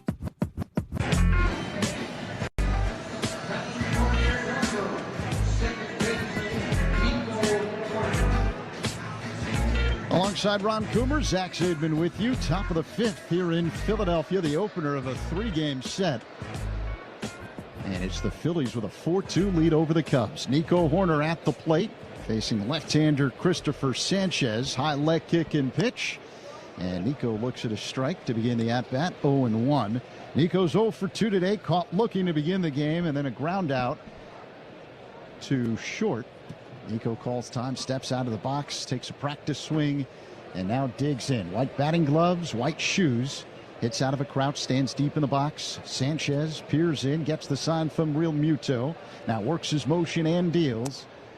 And another called strike. Horner in the hole, 0-2. For a ball game with two guys that don't give up a lot of fly balls, and, you know, Sanchez doesn't give up a lot of home runs. You know, you think a lot of ground balls. 3 bombs already hit in the first half of the game. Yeah, we didn't expect that. Here's the pitch. Nico swings and misses. Strike 3. Got him with a changeup. 1 away. Yeah, after a couple good pitches inside, then that excellent change. Sanchez has a really good one, and Nico actually put a pretty good swing on it. It's just off the plate, down and away a little bit. Perfect pitch. 4 straight strikeouts for Sanchez. Now the batter, Alex Bregman, who's reached base twice tonight. A single and a walk. Sanchez deals, and Bregman looks at a slider that spins into the zone for strike, 0-1. Coming to you live all season long from the Invesco QQQ broadcast booth, proud partner of the Chicago Cubs. Kyle Schwarber, the ex-Cub, with a pair of home runs tonight for Philadelphia. 2 long bombs. Here's the 0-1. Bregman looks at a ball low and outside. The count is 1-1. A 414-foot blast in the first. Solo shot to center by Schwarber. As Sanchez works his motion, here comes the 1-1. Bregman grounds one on the left side. Oh, it's off the glove of the shortstop Turner, who tried to backhand it right along the edge of the outfield grass at deep short. And Bregman reaches. E6 on Turner as he goes to the backhand side. And I just think he gets a little too close to this ball with his foot, his last step. And his step is the left foot instead of the right foot. So the left foot is the one, and the glove and the foot get close. And that ball takes a little bit of a funny hop and comes up on him, and he really not able to give with the ball because his foot is right there. Seiya Suzuki whacks one foul out of play off to the right, 0-1. And that's just, you know, you don't have any room to give with the ball, and it ends up hitting the heel of his glove. So E6, errors by Cubs opponents, sponsored by North Shore Adult Diapers. For even the heaviest control problems, visit northshore.com. The pitch. is low and outside to Suzuki, 1-1. And you have been waiting all day to read that one, haven't you? All weekend. Oh, yeah. my. Let's see if it opens the door for the Cubs. Bregman at first, and the pitch. Suzuki looks at a ball low and outside again. The count is 2-1. It's great to have our friends from North Shore Adult Diapers back. Oh, yeah. Gonna have a lot of fun this season. Sanchez looks at first. That's where Bregman is, and the pitch. That one's low and inside to Suzuki, 3-1. I can promise you I will have a text about that before this probably inning is over. That's a promise. You're not the only one, my friend. Big hole on the right side of the infield with Suzuki at the plate. Powerful right-handed batter. The count 3-1. Sanchez delivers. And a bouncing ball foul off to the left. 3-2.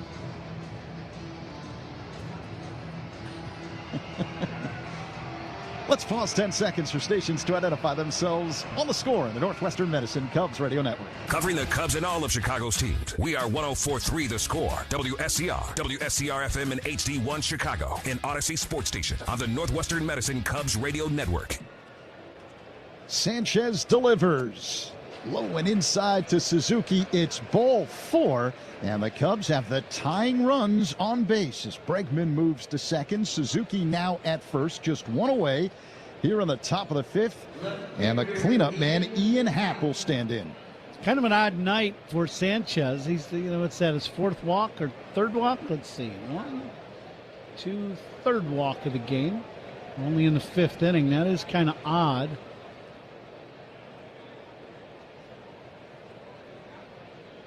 Let's see if the Cubs take advantage. Bregman at second, Suzuki at first. Happ at the plate, 1 for 2 with a single and a strikeout. Cubs down by 2. Philadelphia up 4-2. Now the pitch. Happ takes a ball low. It was a slider that missed. 1-0. That's at bat for Ian. You really got to try to get in. This is easy to say, but it's not easy to do. You got to try to get a ball up that you can drive somewhere. This guy makes it very difficult. He's got a great arm, great sinker, very good changeup. And the 1-0 is a called strike, a sinking fastball at 97 miles per hour. Right at the bottom of the zone along the inside edge. 1-1. Happ switch hitter batting from the right side. Sanchez looks at second, works his motion and deals. And a hopper to short, fielded by Turner. Backhand flip to second for 1. Stop to first in time. Double play. And once again, Sanchez works out of a jam. Middle 5. It's the Phillies 4 and the Cubs 2. Line drive. Caught by Chisholm. Oh, what a play. He went Superman to get it, diving to his left. That saved all kinds of trouble. Holt in the air, left field. Here comes Austin Martin. He'll dive, and he got there. A head-first tumbling grab from Austin Martin. Swung on and ripped deep right field. This ball is gone. A grand slam. A 4-hit game for Angel Martinez. And he smashes that towards center. Young on the fly. Warning track. Whoa! Jordan does it again. His 4th home run in the last 5 days. Refsnyder, a long run for it. Refsnyder goes up and he gets it. Rob Refsnyder robs a home run.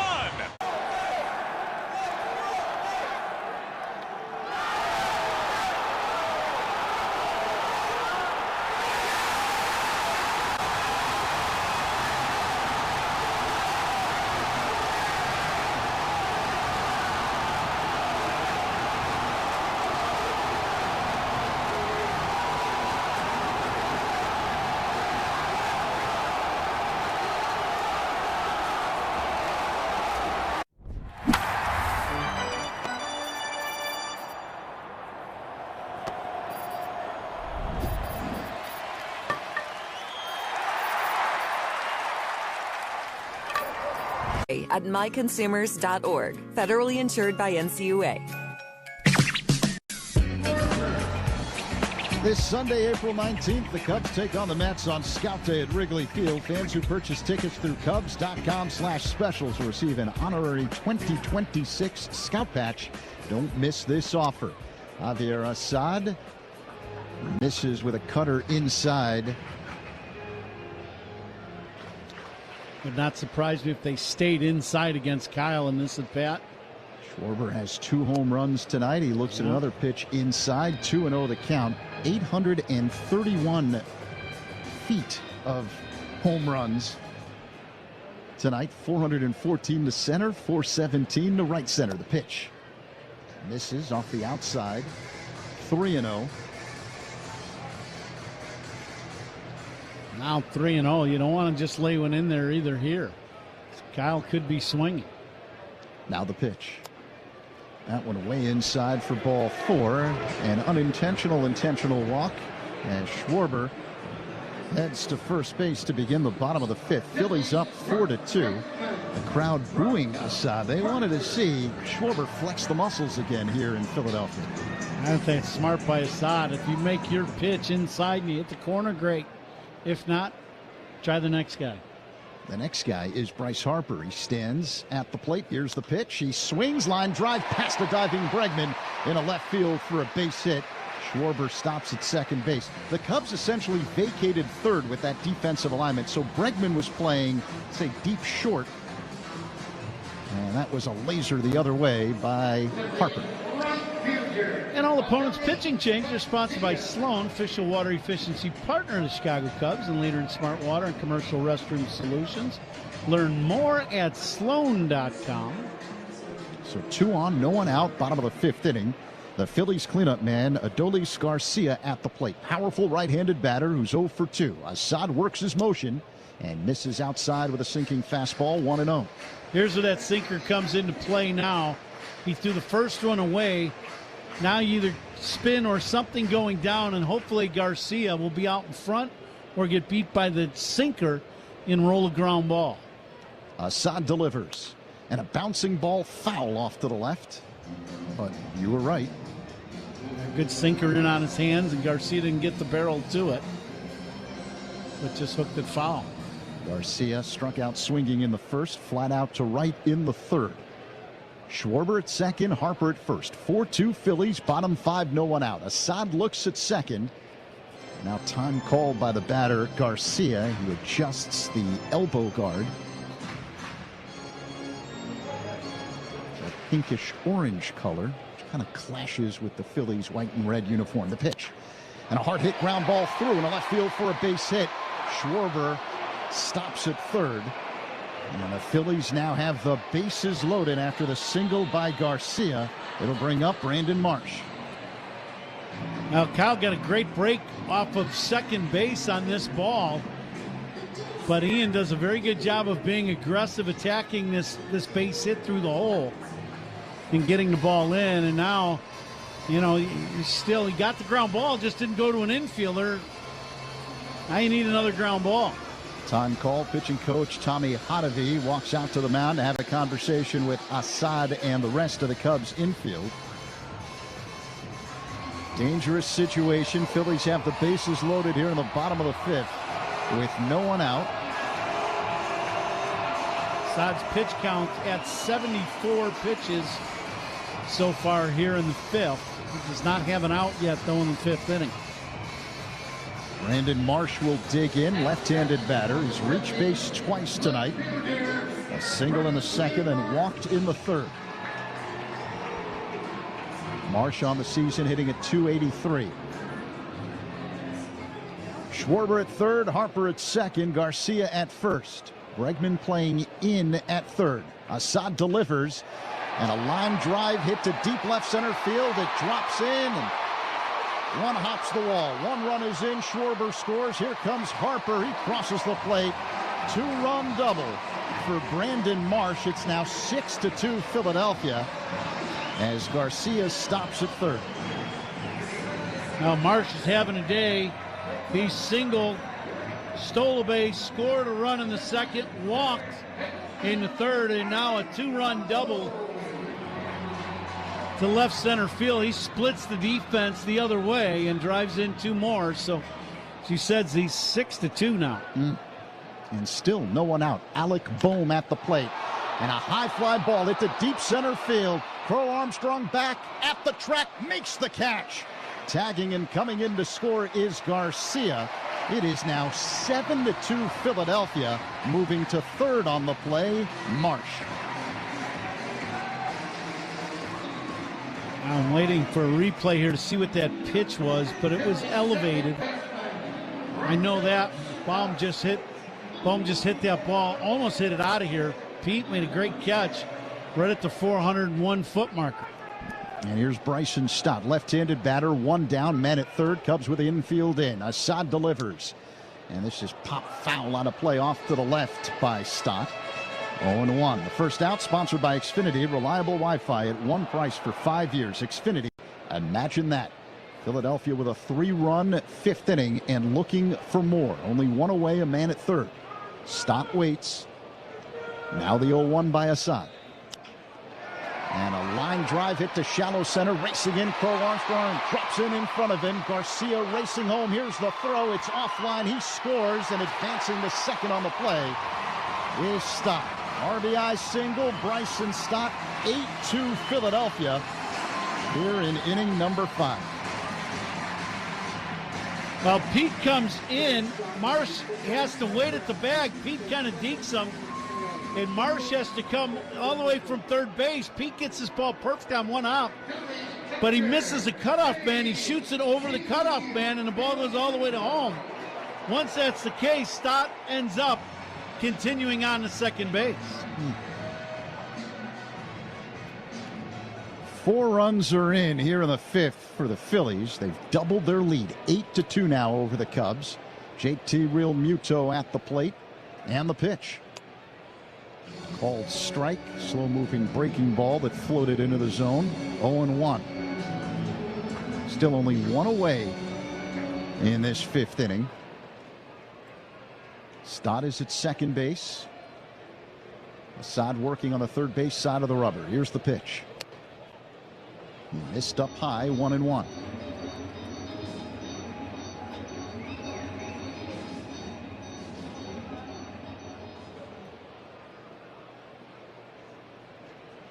Assad peers in. He gets the sign from Amaya. Acknowledges, sets at the belt, looks at second, and delivers. Low and outside. Went with a sinking fastball, 2-1.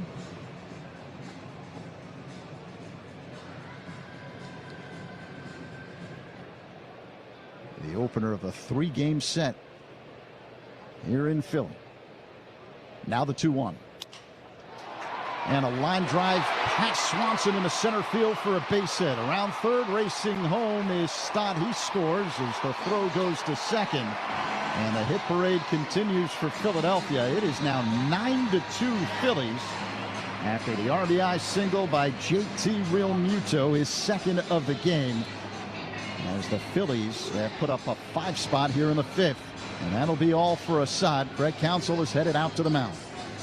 Now you see a lot of these hits, the pitches have been getting up, and they're staying inside the ball, back through the middle, the other way. It's pretty good at bats by Philly, and you feel for Assad. He was throwing the ball pretty well, and then this inning just got away from him.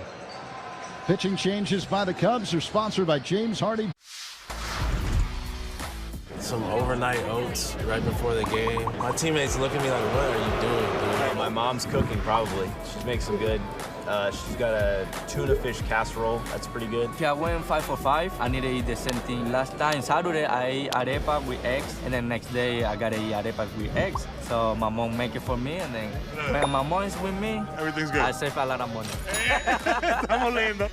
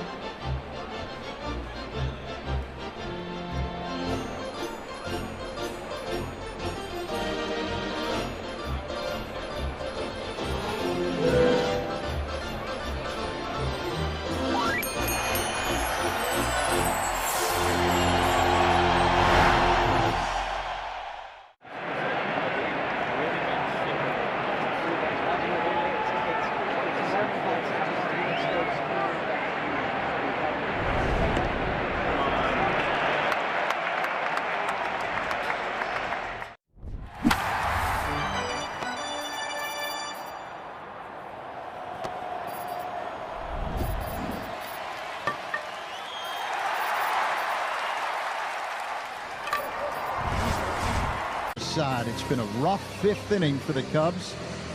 Philadelphia has put a 5-spot on the board, just 1 away. And the Phillies lead the Cubs 9-2. Alongside Ron Coomer, Zach Zaidman with you. JT Realmuto at first. And now the center fielder, the number 9 hitter, Justin Crawford, will dig in. Philadelphia with 5 hits here in this frame. Just keep moving the line. Bregman playing in at third. Crawford hitting from the left side. The pitch is low. 1-0. This Phillies ball club has been struggling offensively, for a while now, and you wonder if you get a really nice night like tonight.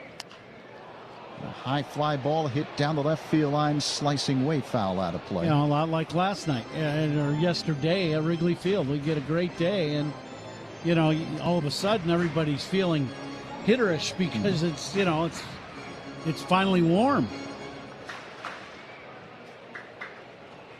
78 degrees at first pitch tonight here in Philly. The pitch is low to Crawford, 2-1. That's a changeup from Webb. These teams eerily similar coming into play. Underwhelming offensively. Both teams 7-8 at the start of action tonight. Realmuto at first. Webb delivers. Crawford swings and pulls one foul on the ground. Off to the right. And both of these teams expecting to play in October. Yeah. Right, this is two groups that have put their teams together. They're expecting to be a team to challenge the Dodgers for the National League. Webb sets at the belt. And the pitch. Swing and a miss. Strike 3. Got him with a rising fastball. Crawford's retired, 2 away. Good high gas by Webb to get the punch out. Reinforcements are on the way from a pitching standpoint for the Cubs. Matthew Boyd will have a rehab start with Iowa later this week. Trey Turner at the plate and looks at a strike. Slow-moving breaking ball that spun into the zone. 0-1. 2 down here in the last of the 5th. 9-2 Philadelphia.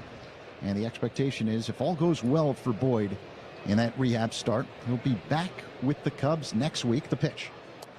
Way outside to Turner, 1-1 when the Phillies visit Wrigley Field next week, and Boyd will start one of those games. He's been out with a biceps issue. Bicep tendonitis is what they were calling it. Pop fly, shallow right, near the line. A triumvirate of Cubs in the area and foul territory. Shaw makes the catch. And I think Nico ran into him ever so slightly. Are both guys okay? It appears so as they jog back to the dugout. That is out number 3. Well, what a 5th for the Phillies. 5 runs on 5 hits. 9-2 Philadelphia as we head to the 6th. In a big-time spot here in the 8th. It's the 2-2 pitch. Yelich, a high drive, deep right, down the line, fair, and gone! Yelich delivers in the clutch. And he left nothing in the tank. My God, how far did that go? A bomb. 421 feet away. My goodness. Christian Yelich, a 3-run blast. It's time for the great mascot race. Here's the pitch. And they're off. They're neck and neck. Look at them go, folks. The crowd is going wild. It's the home stretch. It's too close to call. Here's the play at the plate. It's Slugger. Congratulations. You've won the great mascot race. Puedes ser el dueño de grandes momentos del béisbol. MLB Auction te permite participar en la subasta de bates, bolas y jerseys autografiados, con artículos de tus equipos de grandes ligas favoritos, leyendas y jugadores. Visita auctions.mlb.com. To clear them. Top ranked in Illinois for heart and vascular by U.S. News and World Report, Northwestern Memorial Hospital used tiny balloons to widen the vessels in his lungs, the first in Illinois to master this breakthrough method. As Mike's nurse, I'm proud to have helped him breathe freely again. Northwestern Medicine. Better. Save time every time for a great haircut. Just download the Great Clips app or check in online at greatclips.com. Great Clips. It's gonna be great. Carson Kelly's on deck for the Cubs. Who's on deck is sponsored by TimberTech Decking and Railing. Everything wood should be. Visit timbertech.com. Pat? All right, Zach. The Phillies, with a big 5-run rally there in the 5th inning, have broken it open. And they lead by a score of 9-2. So let's see if the Cubs can take a bite out of that big deficit now as we go to the 6th inning. Carson Kelly has walked twice.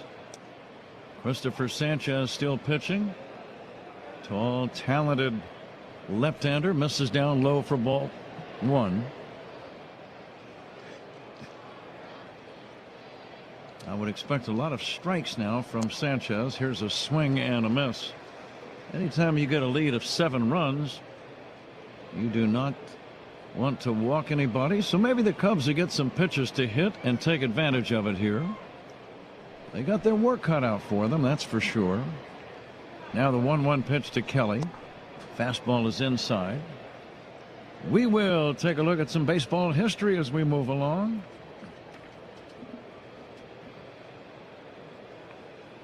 This day in baseball history brought to you by Village of Bedford Park and villageofbedfordpark.com. Swinging a bouncing ball to short, scooping it up is Turner.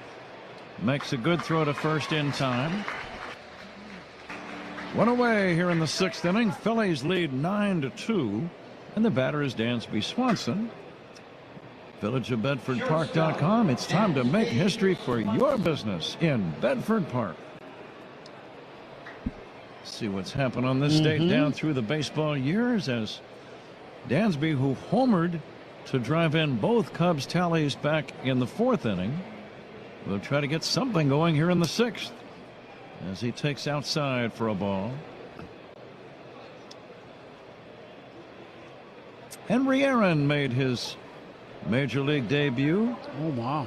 On this date in 1954 for the old Milwaukee Braves. Here's a bouncer back to the mound, a one-hopper, and that's out number 2. 2 gone, 9-2 Phillies lead, and the batter is Miguel Amaya. Henry Aaron playing for the Braves against the Reds.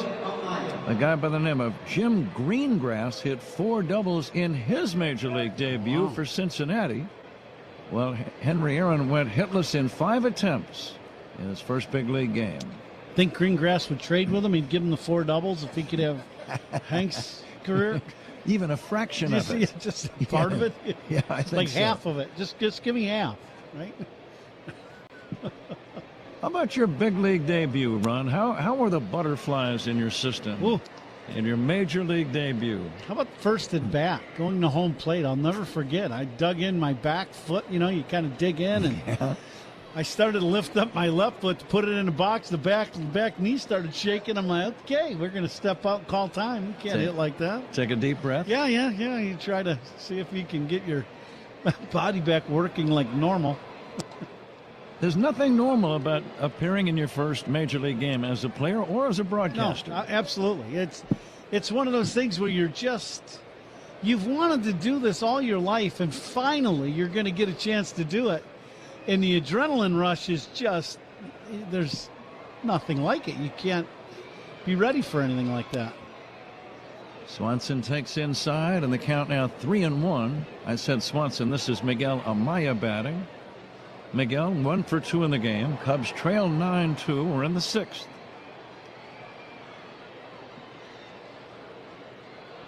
Sanchez coming back, and it's going to be a strike. How did you feel for your first big league game? I know it was in Minnesota. Very nervous, but I was doing television for the Minnesota Twins against the Detroit Tigers. And the pitch on the way. Line into left field. There's a base hit. Miguel went down and got a low off-speed pitch and golfs a soft line drive into left. And the batter now Pete Crow Armstrong. But it was the Tigers against the Twins at the old Metrodome in the Twin Cities. Larry Herndon, there's a name from the past. No.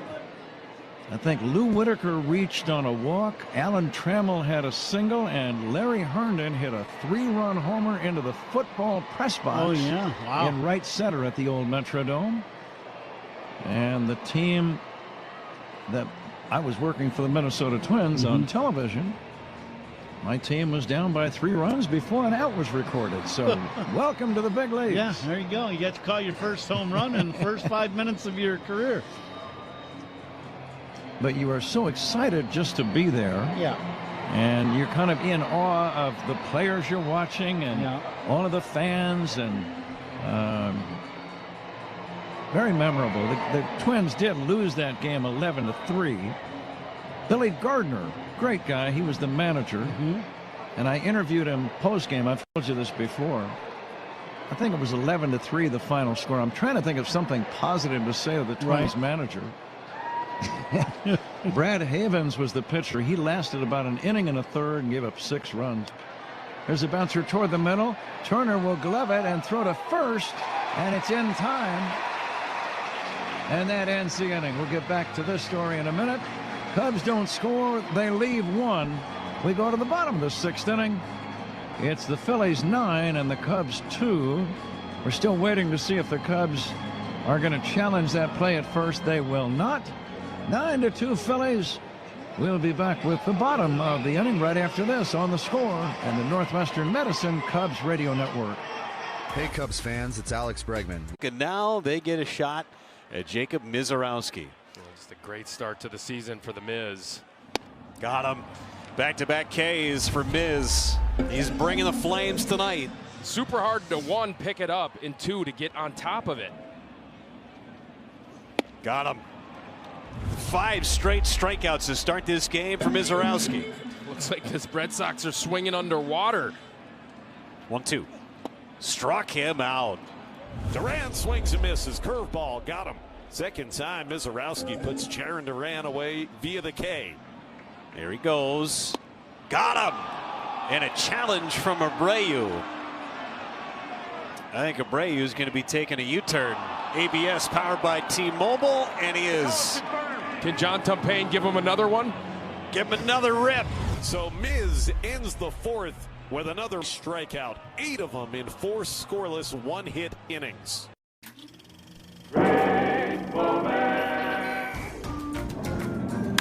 Here's Dunn.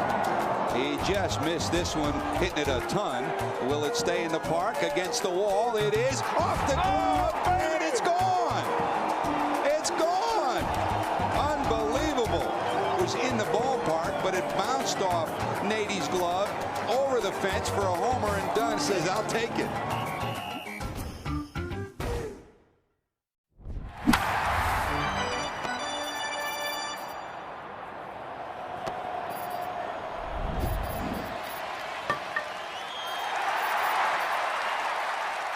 South Michigan Avenue, Chicago. And let's see what's on tap here in the 6th inning. Sponsored by Flight by Yingling, the next generation of light beer. Cubs got a new guy on the mound, a new left-hander, entering the ball game here against Philadelphia. And we'll identify him momentarily, Ron. As Kyle Schwarber steps in. Kyle's had a big day, big night. 2 home runs and a walk. He has driven in 3 and scored 3. Look out, Schwarber almost gets hit by the pitch and may have gotten grazed on that first pitch from the left-hander Barnes.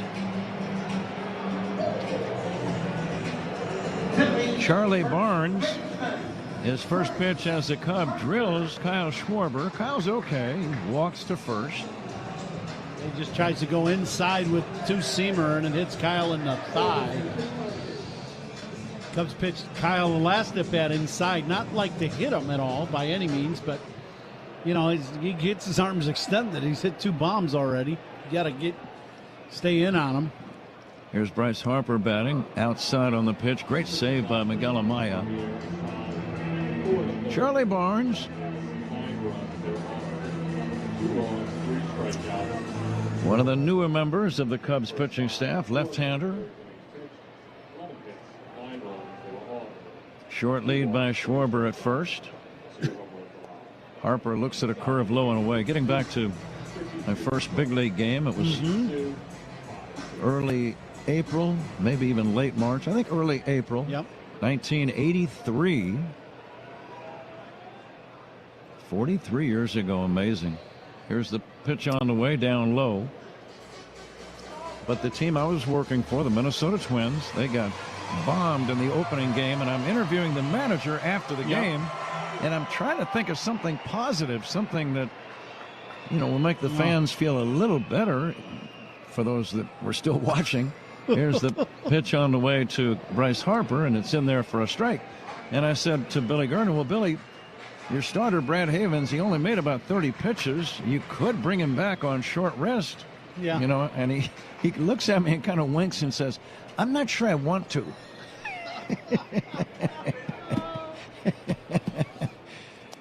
How do you think that when your opening day starter goes 30 pitches, he's out of the game, and the manager doesn't want to bring him back that earlier, and you're like, how are we looking this year? He was being very honest, and I think most managers probably would have felt that way, right? After what you just watched, you've seen a guy just unable to get anybody out, and he gave up, I think, 6 or 7 runs in about an inning and a third, but he actually went on to pitch several years. Brad Havens, left-hander, had a good arm, but he was not effective in that game. Adolis Garcia, I do remember Lou Whitaker leading off the game. First pitch, hits a pop fly. It is lost in the ceiling by Kent Herbeck. Wow, man. Kent playing first base. A great fielding first baseman, by the way. Lost it. Came down and kind of lunged for it. Couldn't catch it. So Whitaker had a fresh life, and he ended up getting, I think, a base on balls. Trammell then hit a double play ball, but instead of going to an infield, it went right between third and short. It was one of those innings where just nothing went right for the Twins. That's baseball. Here's the 1-1 to Adolis Garcia, and it's in there for a strike. And as a broadcaster, you're thinking, you know, I've done a lot of minor league games. I know the way baseball works. It's unpredictable. It's not always easy. Sometimes it's downright painful. No, absolutely. For players and everyone involved. Right? I'll vouch for that. Here's a pitch down low. But it is still an amazing game. And I can't believe it's been 43 years ago. How about that?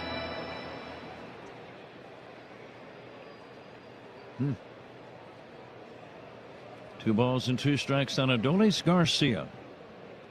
Now the left-hander Charlie Barnes delivers.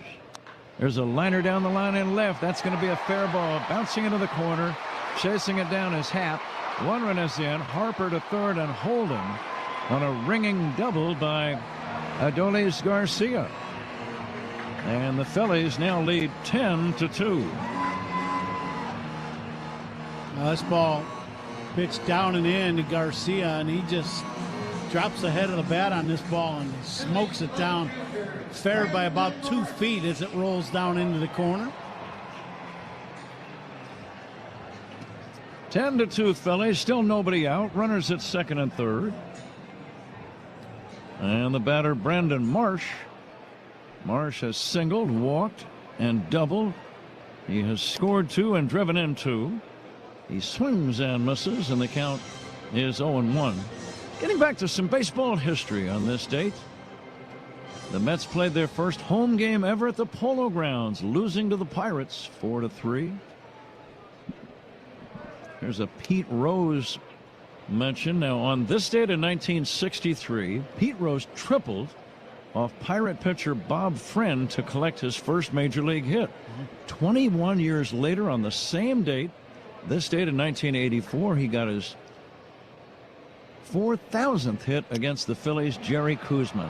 Liner to third, caught by Bregman, runs over to third, but getting back safely there is Harper. And that's the first out in the inning. Marsh is retired. How about that? You know, Rose 4,000th hit. Rose did a lot of bad things, and he probably will never get into the Hall of Fame because of the gambling. That's an absolute no-no. But on the other hand, you kind of have to give the devil his due. 4,000 plus hits, Ron, and he earned every single one of them. Absolutely. You got, it's you got two sides of the coin. What made him an incredible baseball player also made his personal life a difficult thing, is, from him talking about it towards the end of his life. But boy, when you talk about a guy that could hit, my goodness. Alec Boehm, the batter, and a guy who played hard. Let's give him that, too. Yeah. You don't get the name Charlie Hustle by dogging it. Yep. First out in the inning, sponsored by Xfinity. Reliable Wi-Fi at one price for 5 years. Xfinity, imagine that. Outside for a ball to Alec Boehm. The great Lee Smith had a save on this date, 1993.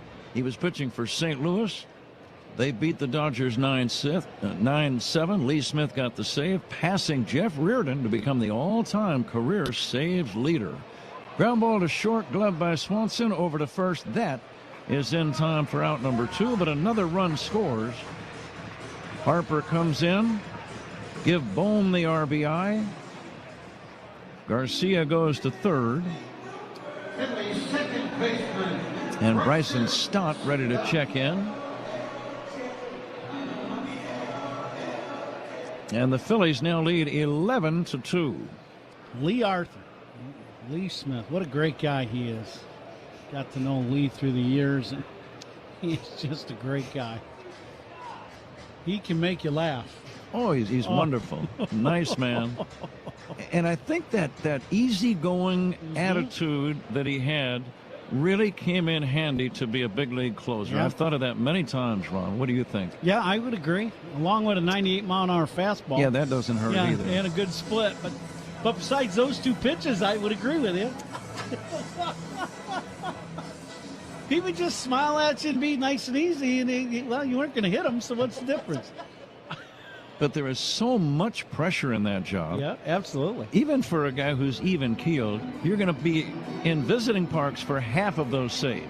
Yeah. Right around 50% of them. They don't want you to save the game. No, not at all. And they're yelling everything that they can think of to throw off your concentration. But I think his demeanor and his attitude and just that calmness that he had really came in handy for him. I would absolutely agree. If you can't keep your cool, you really can't be a good closer. Right? Yep, for sure. Now the 3-1 to Bryson Stott. It's outside for a ball, and that's going to be ball 4. And after all these years, Ron, just watching from the broadcast booth, when we are on the road with the Cubs, whoever is the Cub closer at that time, you try to empathize with him and think, what is he going through right now? What is this experience like for that guy on the mound? And you hear 50,000 people cheering every time he misses the strike zone, or every time one of the opposing players gets a hit. They're going crazy. Yeah. That cannot be easy at all. No. And to get a save, the game's on the line. So, yeah, you're right. It's not an easy gig. That's why it takes a special person, not always the guy on your staff with the best stuff, but a special person, that has that ability, as you're saying, to be a closer. 2 men on, 2 down, 2 runs in. Phillies broke open a close game by scoring 5 in the 5th inning, and they lead 11-2 here in the 6th. JT Real Muto will take a fastball strike. 1976 on this date. I think veteran Cub fans will remember this one. Cubs beat the Mets on opening day at Wrigley 5-4 on a 9th inning bloop single by Rick Monday. Cubs' Jerry Morales hit 2 home runs. We'll have to remind Rick of that when we visit Dodger Stadium here in about a week or 10 days. Be good to see Mo. I'll bet he's got a story to go along with that play. Not Mo. I'm pretty sure he will. I got a quick little trivia question. What was Jerry Morales known for on defense? Do you know? Jerry Morales on defense. Did he try to emulate Willie Mays with the basket catches? There you go. Absolutely. That's good. Yeah. And when I was a kid, we would do that, you know, when you're out back playing and you do that. And then I remember doing it in front of my dad. That was the last time I did that. Start takes your dad didn't like the basket catches? And not, yeah, he just said if you ever try to do that in a game, like when you're actually playing Little League, yeah, you'll be sitting next to me. That's all I needed to hear. Now the 2-2. Liner into right center. That's going to be in there for a base hit. Over to cut it off is Shaw. A run scores. Another man goes to third. JT Realmuto with an RBI single. And the Phillies now lead 12-2. Phillies in this inning just banging the ball around the yard. A hit by pitch and a walk started it. And they've just been spraying the ball around all game long. Realmuto with his second RBI. And his third of the year. 12-2 Phillies. Sixth inning, 2 down, runners at first and third, and Justin Crawford fouls it away.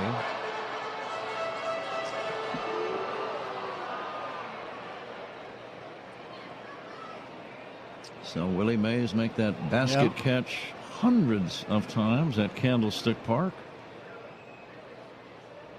Here comes the 0-1. Fastball in there for a strike. Think of doing that in the big leagues. Because if you miss, that's not good. The manager, the pitcher, everybody would be on your heart. And Willie didn't miss. Phenomenal talent.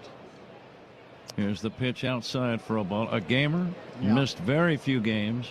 Clutch. Never complained. Willie Mays, I never heard him complain about the very disagreeable conditions of cold and windiness at Candlestick Park. Many other players did. I never heard Mays complain.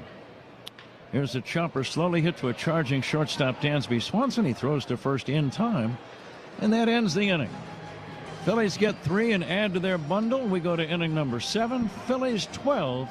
All your favorite games from MLB Play are back, bigger, bolder, and better than ever. Test your skills with daily puzzles like MLB Pickle, the ultimate mystery player challenge, and Immaculate Grip, where stats and strategy collide. Then in Spinball, build your roster, take on your friends, and compete for the weekly prize. Or be the first to beat the streak and hit your way to the $5.6 million jackpot. Plus, the all-new Daily Walk-Off. Lock in your players by category for the walk-off win.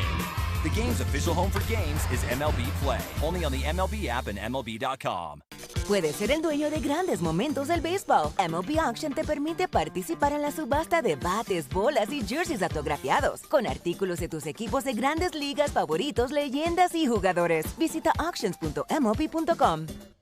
And this one served out into shallow left center. Oh, Dansby Swanson, what a play. High points for the landing, too. Toward the corner, he lunges. He made the catch! He made the catch, and he holds on! O'Neal going a long way. Dives and makes the catch. Backhanded by Rocchio. Off-balance throw on a bounce. Got him! Rocchio ended up in foul territory. He can't get this one by Kim. Wow, Willie Mays style for Kim. Hits that sharply to second. Hobby! Victor comes in, dives, and makes a terrific catch. Diving stop made by Turner. Looks the runner back to third. Throws to first in time. Diving stop Griffin. Connor Griffin just robbed him of a hit. There's the grab. Here comes his throw. It is on target. It is going to be in time. Look at that smile. And you can bet your sweet Cubbies we fly to their away games. Hint, hint. Top of the 7th inning in Philadelphia. The Phillies with a 12-2 lead over the Cubs. The 7th inning is sponsored by the Volvo XC90. Room for everyone, ready for wherever the road takes you. Pat? All right, Zach. Seth Johnson is the new Phillies pitcher. The starters are the pitchers of record in this game. Christopher Sanchez in line to get the win, and Javier Assad will absorb the loss unless the Cubs come up with a miraculous late inning rally. They're down by 10. I just saw Ron look over at Zach as if to say, we'll see. Well, I think they're waiting for their Newt Rockney speech from you, partner. Win one for the Gipper. Here you go. Here's the 2-0 now to Matt Shaw. It's in there for a strike.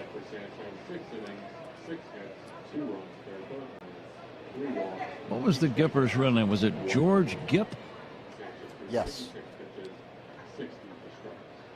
And the 2-1 pitch on the way. Swing and a foul back. Okay, Ron. Concentration in a blowout game. You're a big league ball player. You got to make the most of your opportunities, especially when you're a guy like the batter at the plate right now, Matt Shaw. He's trying to stay in the big leagues. How do you concentrate? I think I'm going to be honest with you. I don't think it's that difficult. I really don't. I never had that problem. I don't know if this sounds however it sounds. I'm not exactly sure, but here's a foul back by Shaw. Go ahead. It's so tough to get to the big leagues as a player. I don't care how much talent you have, and these at bats, you know, they mean a lot. You got to cherish these at bats, and you can't just throw at bats away. So you got to grind these at bats out and try to get you a base hit the best you can every time up, and don't throw them away. That's pretty good advice, and it makes great sense. There's a foul out of play. It's a team game, but it is heavily flavored by individual performances. Opposing pitching changes, sponsored by Sloan, the official water efficiency partner of the Cubs and leader in smart water. I like smart water as opposed to water that's not very bright. And commercial restroom solutions. Learn more at sloan.com. Now, can I ask you a really personal question? Go right ahead. And it won't be the first time. No, 13 years together. We've asked each other a few personal things through the years. Zach is in that category too now. Zach likes smart water too. Here's a breaking ball outside, I hope. My question would be, if you ever went into a store or your grocery store, you were going to buy water, would you ever buy dumb water? Not that I knew of. I would think that would be a tough marketing play. Here, buy some dumb water. Unless it was really on sale. What if they were giving it away at the lobby of the hotel when you got in at 11:30 at night? You would say, what exactly is the sale? That was and make exactly me an offer. How dumb is the water? That would be another.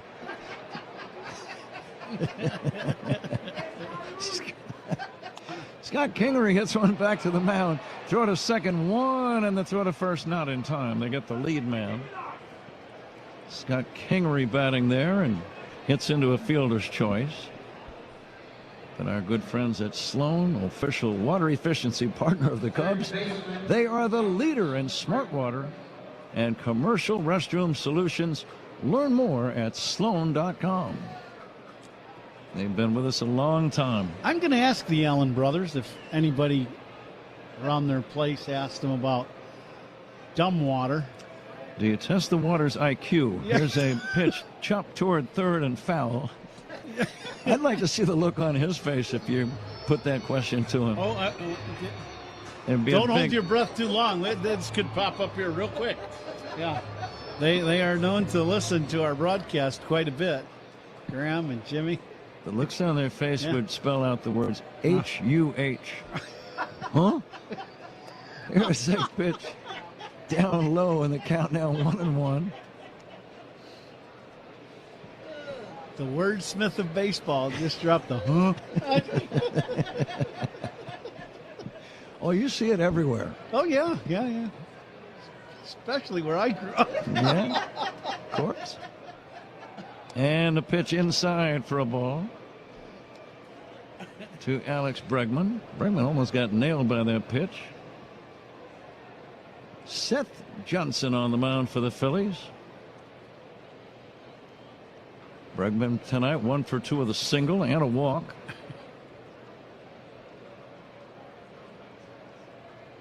One away in the inning. Here's a chopper toward third, gloving it in fair territory is Bohm, and Bohm throws to first. Good play, and that's going to be out number 2. That's not the easiest throw that a third baseman makes, Ron. No, definitely not.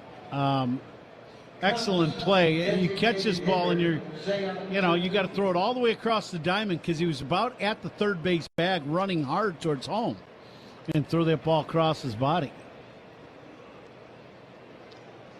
Good play by Bohm. Here is Seiya Suzuki taking outside. Nico Horner out of the game now with Kingery hitting for him. Guessing Counts probably just wants to get Nico a little time off. He has not missed any action yet. The 1-0 to Suzuki is a strike. Wonder if anyone has ever engaged a discussion with Alec Bohm about the music of The Who. Is that one song they sing? The line is, "She's just a girl, she's a Bohm." Here is a pitch fouled away, and just get his opinion on it. She's just a girl, she's a Bohm.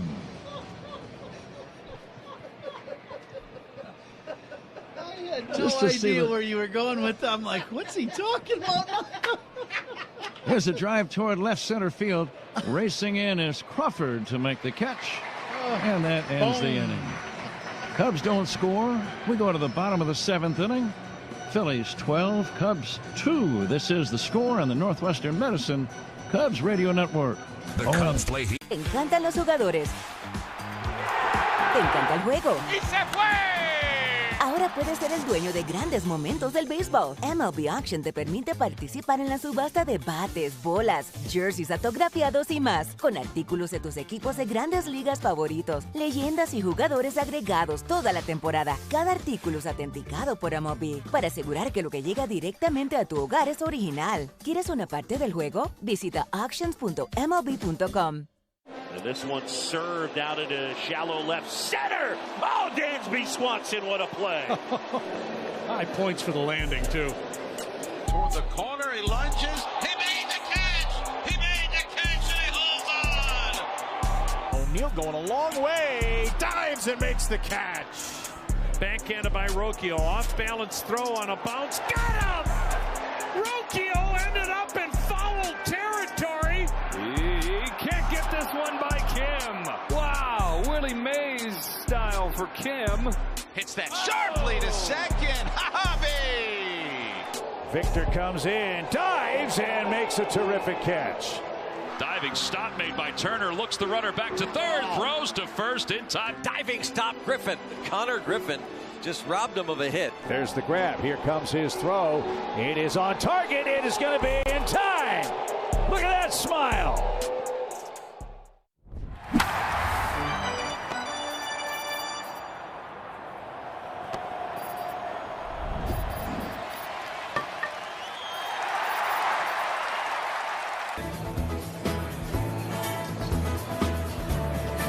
Scott Kingery has come in to play second base for the Chicago Cubs, giving Nico Horner the rest of the night off.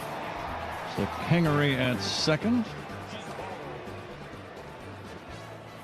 And the left-hander Charlie Barnes still on the mound. His first pitch bounced toward the hole at short. Backhanded by Dansby Swanson. Throws to first. One hop. Skips on by the first baseman. That's Amaya now has come into the game to play first base, and that would give Kelly a chance to be done by Esteros now is in the game as the catcher. So a lot of changes. You just don't want anybody to get hurt now.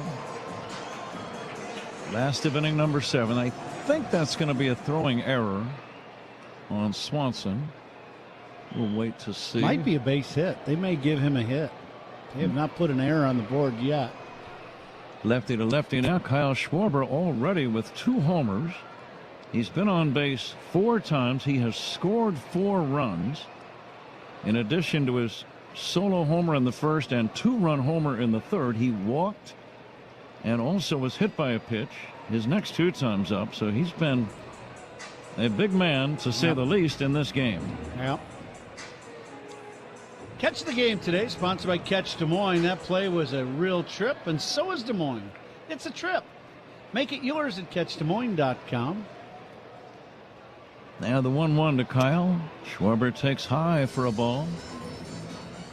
Tough play of the game, sponsored by Loyola Medicine. Loyola Medicine defines tough. I think that last play Dansby just made down in the hole. That kind of fits both of those, catch and tough play.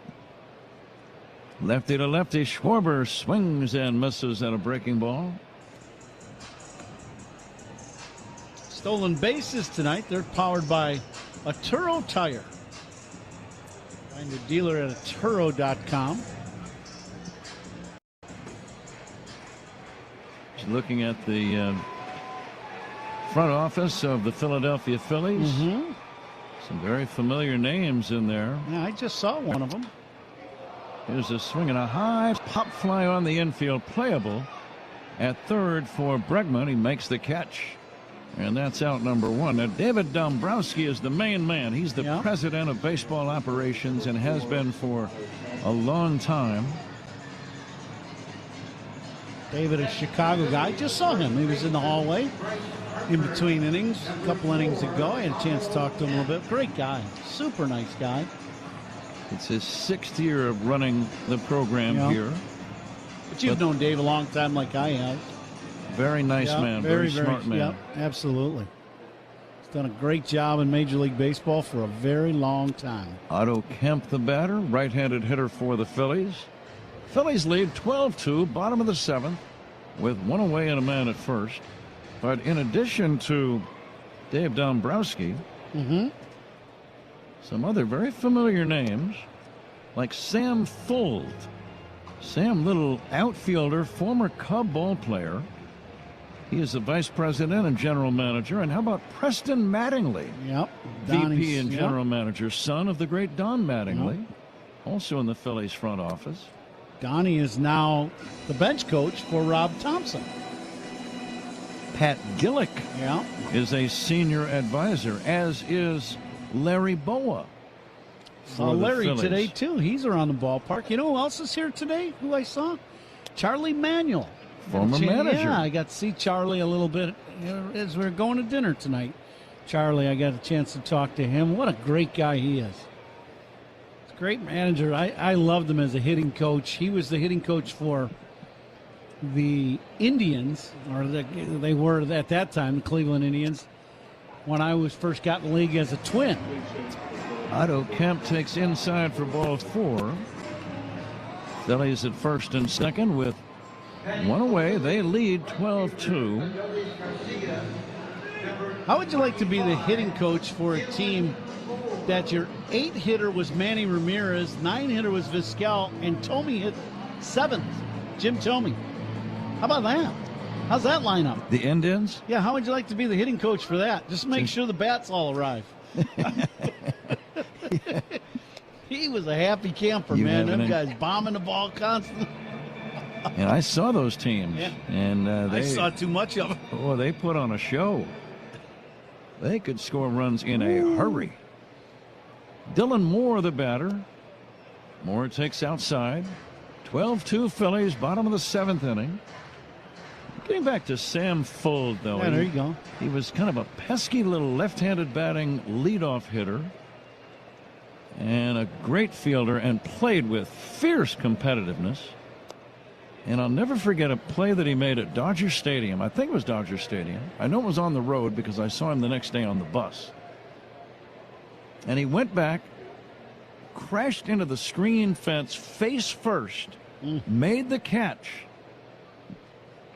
Here comes the 2-1 pitch, fouled away. But he had to be, I think, helped up off of his off the field. Yep. I think he stayed in the game. But the next day, he got on the bus and he had scratches all over his face and his hands and arms. And you realize just how much he wanted to make the catch of that ball. And it was amazing. Yeah. Swing and a miss, strike 3. And that's going to be the second out in the inning. Dylan Moore fans. But he was a young player at the time, Ron, and trying to do anything he could to impress people. And boy, he impressed me with that great effort. Zach tells me it's time for a station break. Brandon Marsh, the batter, lefty to lefty. First pitch, line towards, bounce towards short, actually. Dansby Swanson throws, and this ball bounces off the glove of Amaya. It rolls over toward the Philly dugout and out of play, and another run will score.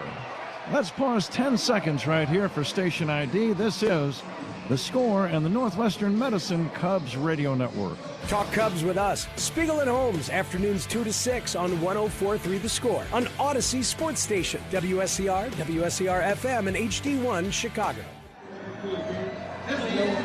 It's going to be a throwing error on Dansby Swanson. Phillies have scored again and lead 13-2. 2 down. And the batter is Alec Bohm. Bohm has picked up a couple of RBIs in the game. Takes a strike. Marsh ends up at second on the play. First out in this inning, sponsored by Xfinity, reliable Wi-Fi at one price for 5 years. Xfinity, imagine that. Here's a bouncer toward the middle, gloved by Scott Kingery, and he throws him out to end the inning. We move on to inning number 8. Phillies 13, Cubs 2. This is The Score and the Northwestern Medicine Cubs Radio Network. Hey, Cubs fans. All your favorite games from MLB Play are back. Bigger, bolder, and better than ever. Test your skills with daily puzzles like MLB Pickle, the Ultimate Mystery Player Challenge, and Immaculate Grid, where stats and strategy collide. Then in Spinball, build your roster, take on your friends, and compete for the weekly prize. Or be the first to beat the streak and hit your way to the $5.6 million jackpot. Plus, the all-new Daily Walk-Off. Lock in your players by category for the walk-off win. The game's official home for games is MLB Play. Only on the MLB app and MLB.com. And there's a shot into left field. Stanton on his way around to score. The Yankees are on the board. First, it's 1-0 New York. Bouncer headed up the middle, and that's going to get through and drive in a couple of runs. Cranked up and sent into the right center field gap. McMahon's going to score easily. They're going to wave Wills around. Plays to third. 5-0 New York. Another one head for no man's land, but Harrison Bader read it well. Former Gold Glover comes up to make a very nice catch for the guy they call Big G, who has driven in a run with the third straight hit to open the 5th inning. Chopper for Jazz, hot shot, and he makes the catch. That got on there on a line, and he's telling Jose Caballero, "You see that?" I could watch Jazz Chisholm play. I mean, he plays with such joy. Only David Cohn, Ron Guidry, and Mel Stottlemyre had opening day starts of 6+ innings with 2 or fewer hits and no runs allowed.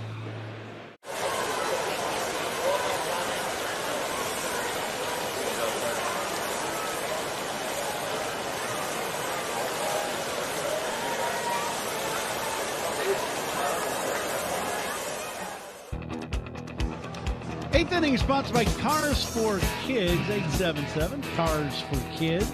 That's Cars for the Kid to donate your car today. Well, Patrick, it's been all Phillies so far in this ball game, but see if Cubs can make a little bit of noise here late in the ball game and get them some knocks.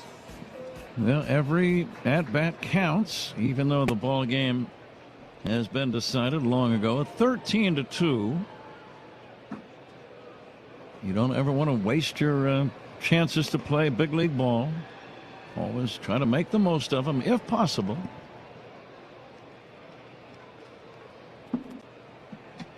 There's got to be like a little game that you play in your mind, Ron, in a spot like this, where you say, okay, I know the game has been decided. We're probably almost certainly not going to win it, but I'm going to be a professional. I'm going to try my best, and doggone it, I'm going to get a base hit right now. Yeah, you grind out and play the game the same way. Happ pokes it foul off to the left, out of play. Some changes now for the Phillies. Marsh is now in right field. Kemp in left. Moore at first base, and Sosa has entered the game now at shortstop. Happ backs away from a pitch inside from Seth Johnson. Let's see who won the Benny's Beverage Depot attendance game. If you can't find it at Benny's, it's probably not worth drinking. Zach Zaidman is the winner. Happ drives one in the air, deep left center. Going back is Crawford to the left center field fence, leaping up. It's off the wall, bouncing away, and Happ has the leadoff double. That's that angled wall out in deep left center. The right fielder, Garcia. That's actually a replacement for Garcia. Marsh is now in right, Pat. But he hustled over. That's what a right fielder has to do in this park, because many times it'll hit that angle and bounce 40 to 50, maybe 60 feet away from the center fielder. If the right fielder, Marsh, in that play was spectating and standing in right field, that's a triple or an inside to Parker. Yep. Moises Ballesteros bounces one into right center field, a base hit. Ian Happ is going to score, and now it's a 13-3 ball game.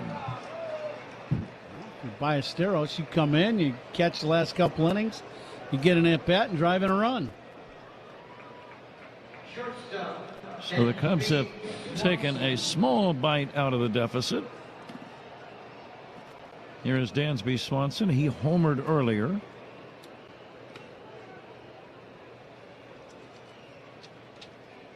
Dansby 1 out of 3. His homer, his third of the year. And he has 9 runs batted in. And he takes a bender down low from Seth Johnson. All doubles by Cubs batters are sponsored by Southwest Airlines. Reliable, comfortable, convenient. Southwest just makes sense. Zach Zaidman preparing the postgame show. Here is a pitch low and outside for a ball. The Old National Bank Cubs radio postgame show, the official bank of the Cubs radio network.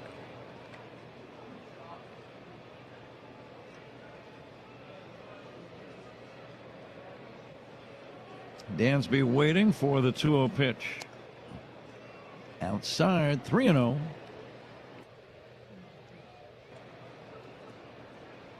Just getting started. We'll be here for 3 straight nights. Games begin at 5:40 Central Time both tomorrow and Wednesday. Swanson on 3-0 takes ball 4, so he gets on base. Well, baseball, one of the most unpredictable games. You really never know what's going to happen. Now, did they call that a strike on They said it was a ball call, but they challenged it, and it is a strike. So ABS Challenges and Instant Replays. This ball strike challenge is sponsored by Northwestern Medicine. Dansby didn't seem all that happy that it was challenged. Here comes the 3-1. Swanson takes outside ball 4. So he gets the walk anyway. The game becomes a little more difficult to play. You got to worry about etiquette and, you know, not showing up the opposition. Yeah, you might be on top in this game, but tomorrow the story could be completely reversed, and, you know, what goes around comes around. That's right. You know, and you keep grinding out your at-bats and all that, but you just play the game and use a little common sense. Goes a long way in games like this. Pitching coach out to talk to Seth Johnson. He wasn't all that pleased on a 4-pitch, or well, it was close to a 4-pitch walk. It called ball 4, and then the next pitch, 5-pitch walk. Ron, you're going to name the toast of the game ball player, presented by Binny's Beverage Depot. Binny's is the official champagne provider of the Chicago Cubs, and that is coming up in the 9th inning. Miguel Amaya now checks in, wearing red batting gloves on either hand, gets hit by the pitch. And now the bases are loaded with nobody out. The Cubs are still down by 10 runs. But it's been said many times, this is not like football or basketball or hockey where you can just stall out the game and the clock runs out. There's no clock in baseball. Yep, this ball gets Amaya right around the waist area on that left hip, kind of the top of his hip. That was 96 miles an hour. That didn't feel good. Pete Crow Armstrong, the batter. Let's see if Pete can get a hold of one. You never know.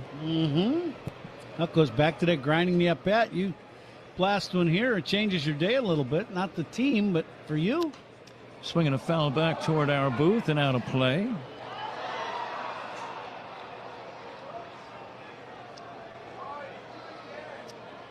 Pete has struck out a couple of times, 0 for 3. Yeah, he needs to get a base hit right here. Takes the changeup way outside, not close, 1-1. Some of the fans have left. 36,045 were here at one time.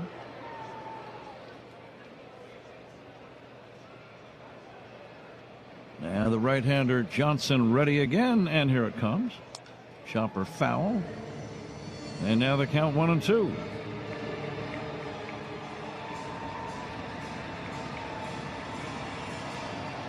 Phillies trying to get back to 500. Cubs in danger of falling 2 games below. And now the 1-2. Low and inside to PCA. Again, the Phillies have been in the postseason 4 consecutive years. They're going to get Zach Wheeler back soon. It's a good team. They got a good solid club here. Here's the 2-2. Line toward right base hit. It's going to drive in 1. Everyone moves up 90 as the throw comes in from right. And a wild throw. It's going to go over near the Cubs dugout. And everyone moves up 90 feet. So 2 runs come in to score. 1 RBI for Pete. A throwing error is going to be charged to Smith, the right fielder. Or Marsh. Marsh is the right fielder.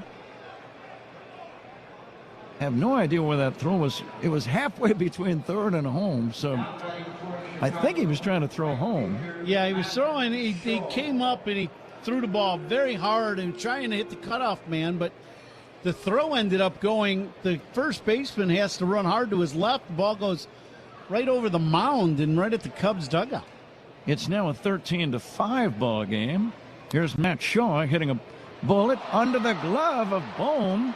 Into left field, another run scores. Still nobody out in the inning. Wow. I've seen crazier things happen, but I wouldn't go away just yet. It's 13-6. Now you get a long ball, and you might start thinking, hey, we still got 2 full innings. We got 6 outs that we can try to use. Yeah. And the other thing, the Phillies got most of their thumpers out of the lineup. E5 on Bohm. And Scott Kingery is batting. And he'll swing and miss. That goes back to that thing we were talking about, right? Grinding out the game and you keep playing. Errors by the opposition, Ron, sponsored by North Shore Adult Diapers. Woo! And there is one of their spokesmen for even the heaviest control problems. Visit northshore.com. Pop foul playable left side, foul territory for Bohm. And Bohm will make the catch. But it's great to have North Shore Adult Diapers. And again, they sponsor the errors by the opponent. You can make up your own lines for that. But they were with us a couple of years ago, and for even the heaviest control problems, visit northshore.com. Sure. Runners at first and third. 13-6 Phillies lead. Here's Alex Bregman.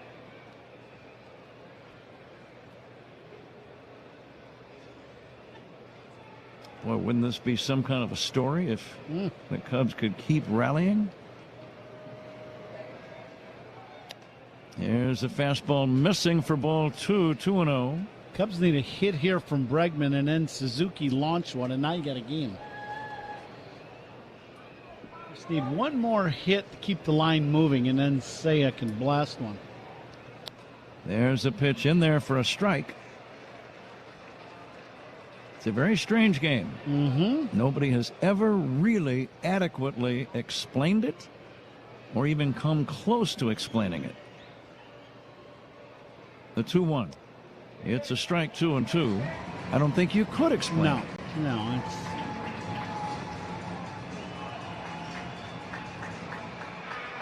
That's part of the fun of it, though. Absolutely. The mystery of what will happen next.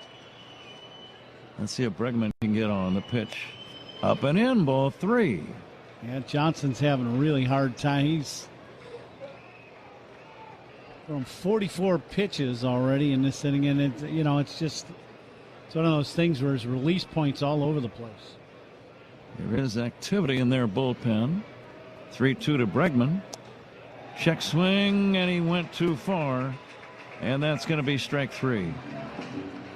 Bregman out on strikes, ruled to have swung at that pitch, and he probably did. 2 down. Now Cubs need another couple hits in this inning, and then somebody blasts one, and you're right back in this game. Cubs being out hit 15-9. Trailing 13-6 as Seiya takes a strike.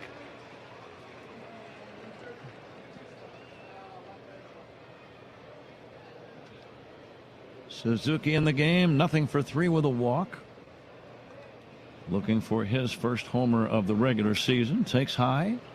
This might be the pitch to get here. Yep. Now Suzuki, talking to counsel today and yesterday for that matter, said Suzuki will play right field tomorrow.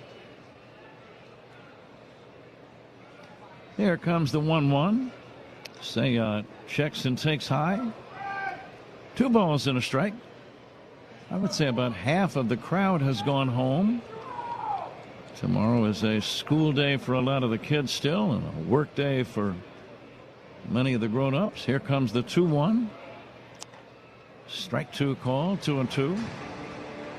A little inside breaking ball to Suzuki, caught the corner. Yeah, the fans being told to get loud, where they crank up the loudspeakers. And a pitch to Seiya, line drive, base hit, left field.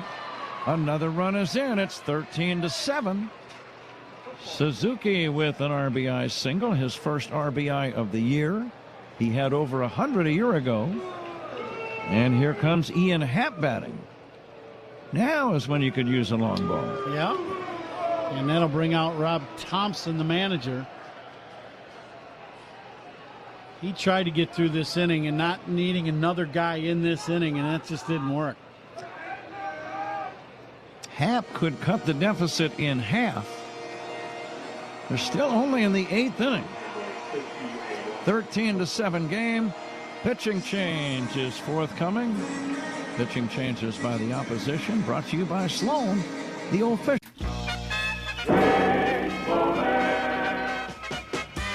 Sidearm delivery and a comebacker. There's the good athleticism. He throws the glove to first for the out.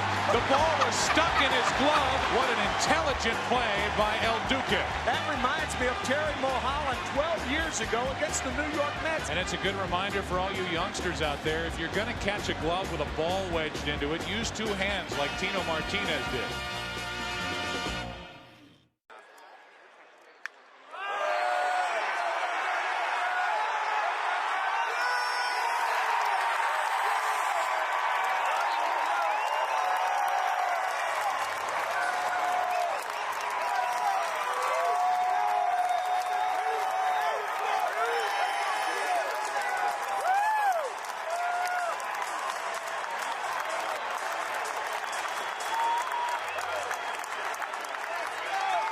Puedes ser el dueño de grandes momentos del béisbol. MLB Auction te permite participar en la subasta de bates, bolas y jerseys autografiados, con artículos de tus equipos de grandes ligas favoritos, leyendas y jugadores. Visita auctions.mlb.com.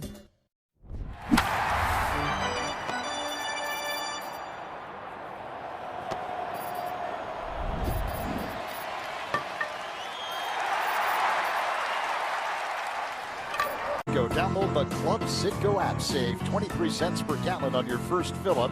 Bottom of the 8th inning at Camden Yards. The Orioles leading the Diamondbacks 9-7. Pete Alonso, a 2-run shot for Baltimore, his second. Pirates all over the Nationals now, 15-5 in the top of the 8th inning. Pat? So the Pirates continue to play some good ball. Ian Happ, the batter, and he'll take the first pitch, a strike from Orion Kerkering. Kerkering.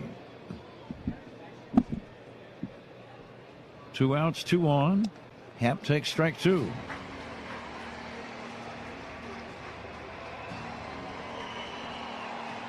Now the fans make some noise. The scoreboard prompting them. Happ is 2 for 4 with a single and a double and a run scored. And he'll take strike 3 called. Happ never took the bat off his shoulder. And down he goes. We go to the bottom of the 8th inning. The score, Phillies 13, Cubs 7. This is The Score on the Northwestern Medicine Cubs Radio Network.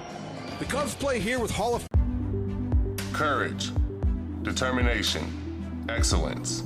These are not just Jackie's values. They were a part of America's promise. In every child who dares to dream, in every voice that lifts and inspires others, Jackie lives on. Today we all carry him. In every place where someone dares to belong, Jackie is not just baseball history, he is America's history. We are Jackie Robinson, and we all belong in this game. taken out of the game as a pitcher, but the Ohtani rule allows him to stay in as the DH. Ohtani, did he? Ohtani! Ohtani has done it again! His 3rd home run! An all-time game for an all-time player. 3 homers. He makes it 5-0. 114 off the bat, and this one only 427. The opposite way. Yep, he's alive. He's back. First pitch. Swinging a line drive, shallow center. On comes Young. He goes into a slide. Did he catch it? Yes, he did. Second base umpire points to the first base umpire, Blakeney. Says he caught it on a sliding grab. What a catch by Young. Just making sure he got it. He did. Phillies don't have a challenge, and Jacob Young saves a couple of runs with that sliding shoestring catch. And no question, right into his glove, no short hop. Great play, huge play. So after all that, the bases left loaded, a 1-1 game. Well, we certainly served it up over the plate. This is a burger fit for a home run king, the 99 burger in honor of Aaron Judge. They sell a bazillion of these at Yankee Stadium. It looks pretty good. I feel like we passed the test. What about you? I think so.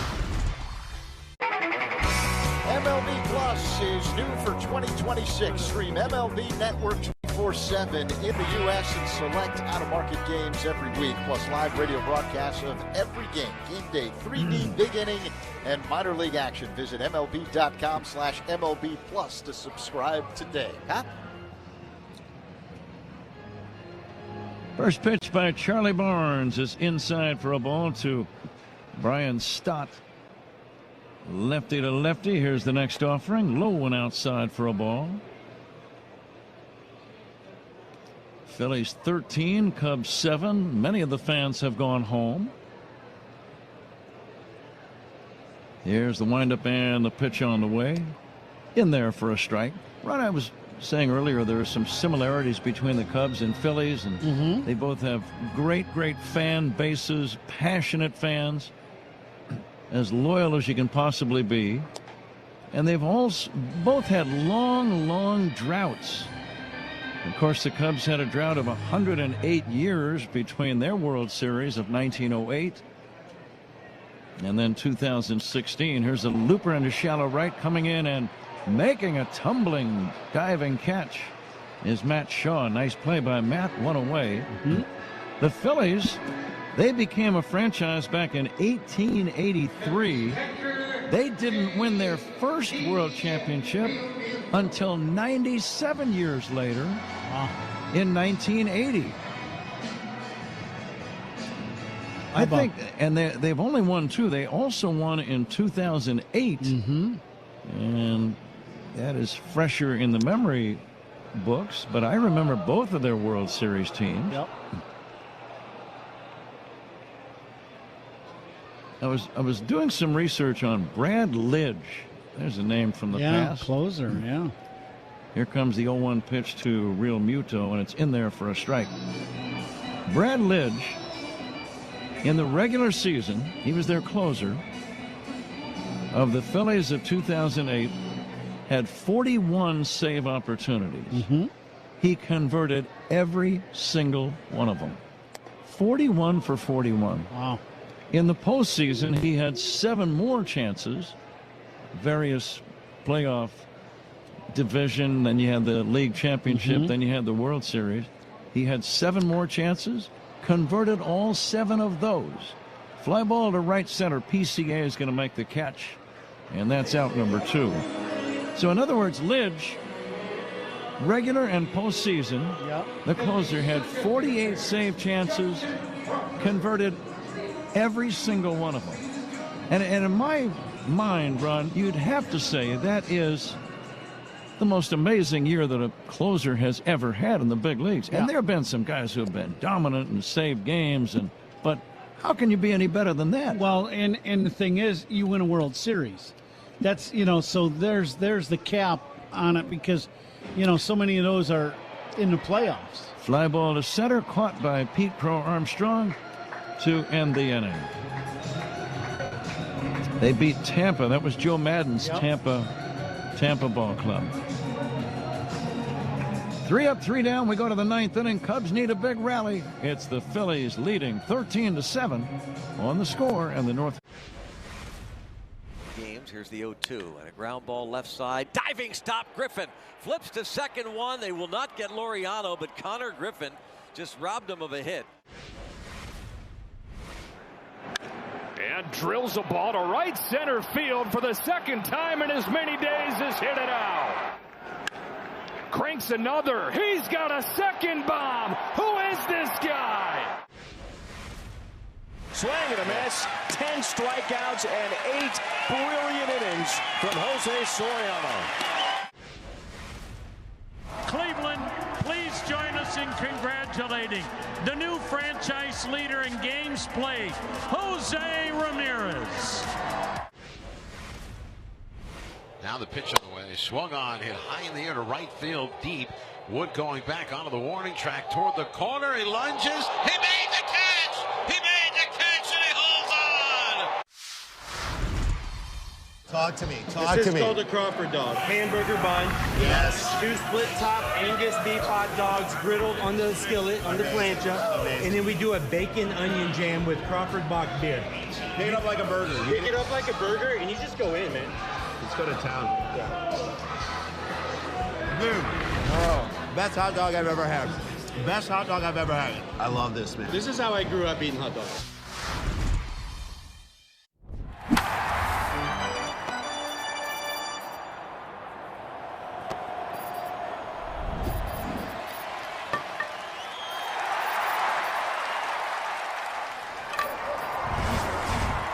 I'm proud of it.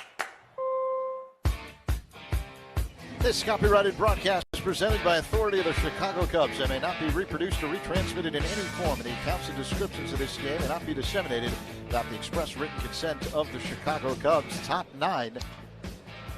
Moises Ballesteros leads off. Zach fouls it away. What do you got? Phillies lead the Cubs 13-7. The 9th inning is sponsored by Circa Resort and Casino. Get ready for the time of your life. CircaLasVegas.com. Pat? Kerkering still in the game. Orion Kerkering got the final out in that 8th inning when the Cubs scored 5 as they try to battle their way back.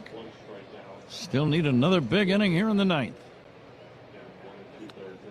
Pitch to Ballesteros, swung on and missed. Now you look at a young player like Ballesteros, this is a serious at-bat for him. He is still trying to establish himself as a big league ball player. Yeah. He came in and he's had one at bat and he singled and drove in a run in his first AB in this game. But you're right, you got to keep grinding these at bats. Yeah, the 1-2, it's outside. Cubs are going to be pushed 2 games below 500 here early in the year unless they can stage a big rally. Phillies trying to get back to 500. This pitch is fouled away. Zach Zaidman industriously preparing the post-game show. And it's time for us to name the Toast of the Game ball player, presented by Benny's Beverage Depot. Fly ball to deep left field. Back goes Marsh to the track near the wall, leaping. That ball's off the top of the fence, and it's going to be a double for Ballesteros. I called him Marsh. I don't think that's Marsh in left field. Kemp is now in left field, Pat. Kemp. Otto Kemp made a leaping try. Ballesteros just missed a home run by about 2 feet, it looked like. Yeah, he hit that ball well. It was a high towering shot, and Kemp leaps, but the wall, he couldn't get to it, and it ended up being a double. Doubles by Cubs batter, sponsored by Southwest Airlines. Reliable, comfortable, convenience. Southwest just makes sense. Michael Conforto will take a strike. Nobody out. 9th inning. Cubs trail 13-7. Conforto lines one foul to left and out of play. Ron, it's time for you to name the Benny's Beverage Depot Toast of the Game ball player. Who do you like? Well, how about Dansby Swanson? Get on base twice, scored 2 runs, but hit the big 2-run homer early in the ball game to get the Cubs back in the game after they were down 4-0, and then he got them back into it. So Dansby will be our Toast of the Game ball player today. Conforto strikes out swinging, out number 1. Tried to check on a high pitch, couldn't do it. Benny's Beverage Depot. If you can't find it at Benny's, it's probably not worth drinking.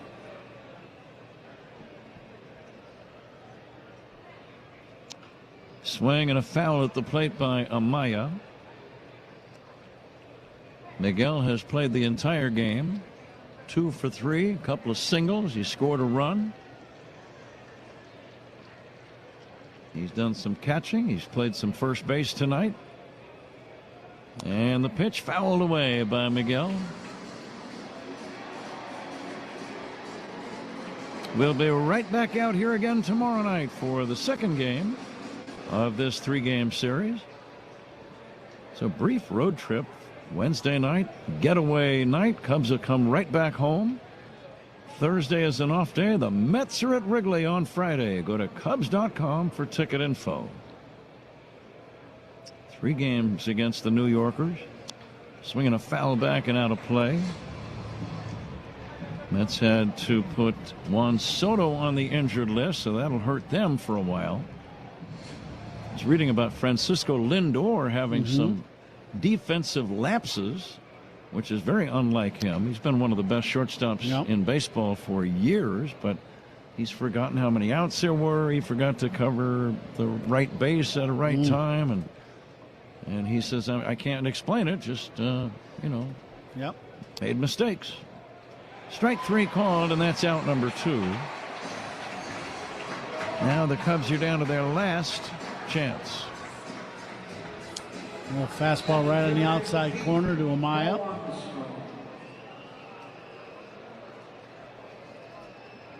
And here is Pete Crow Armstrong.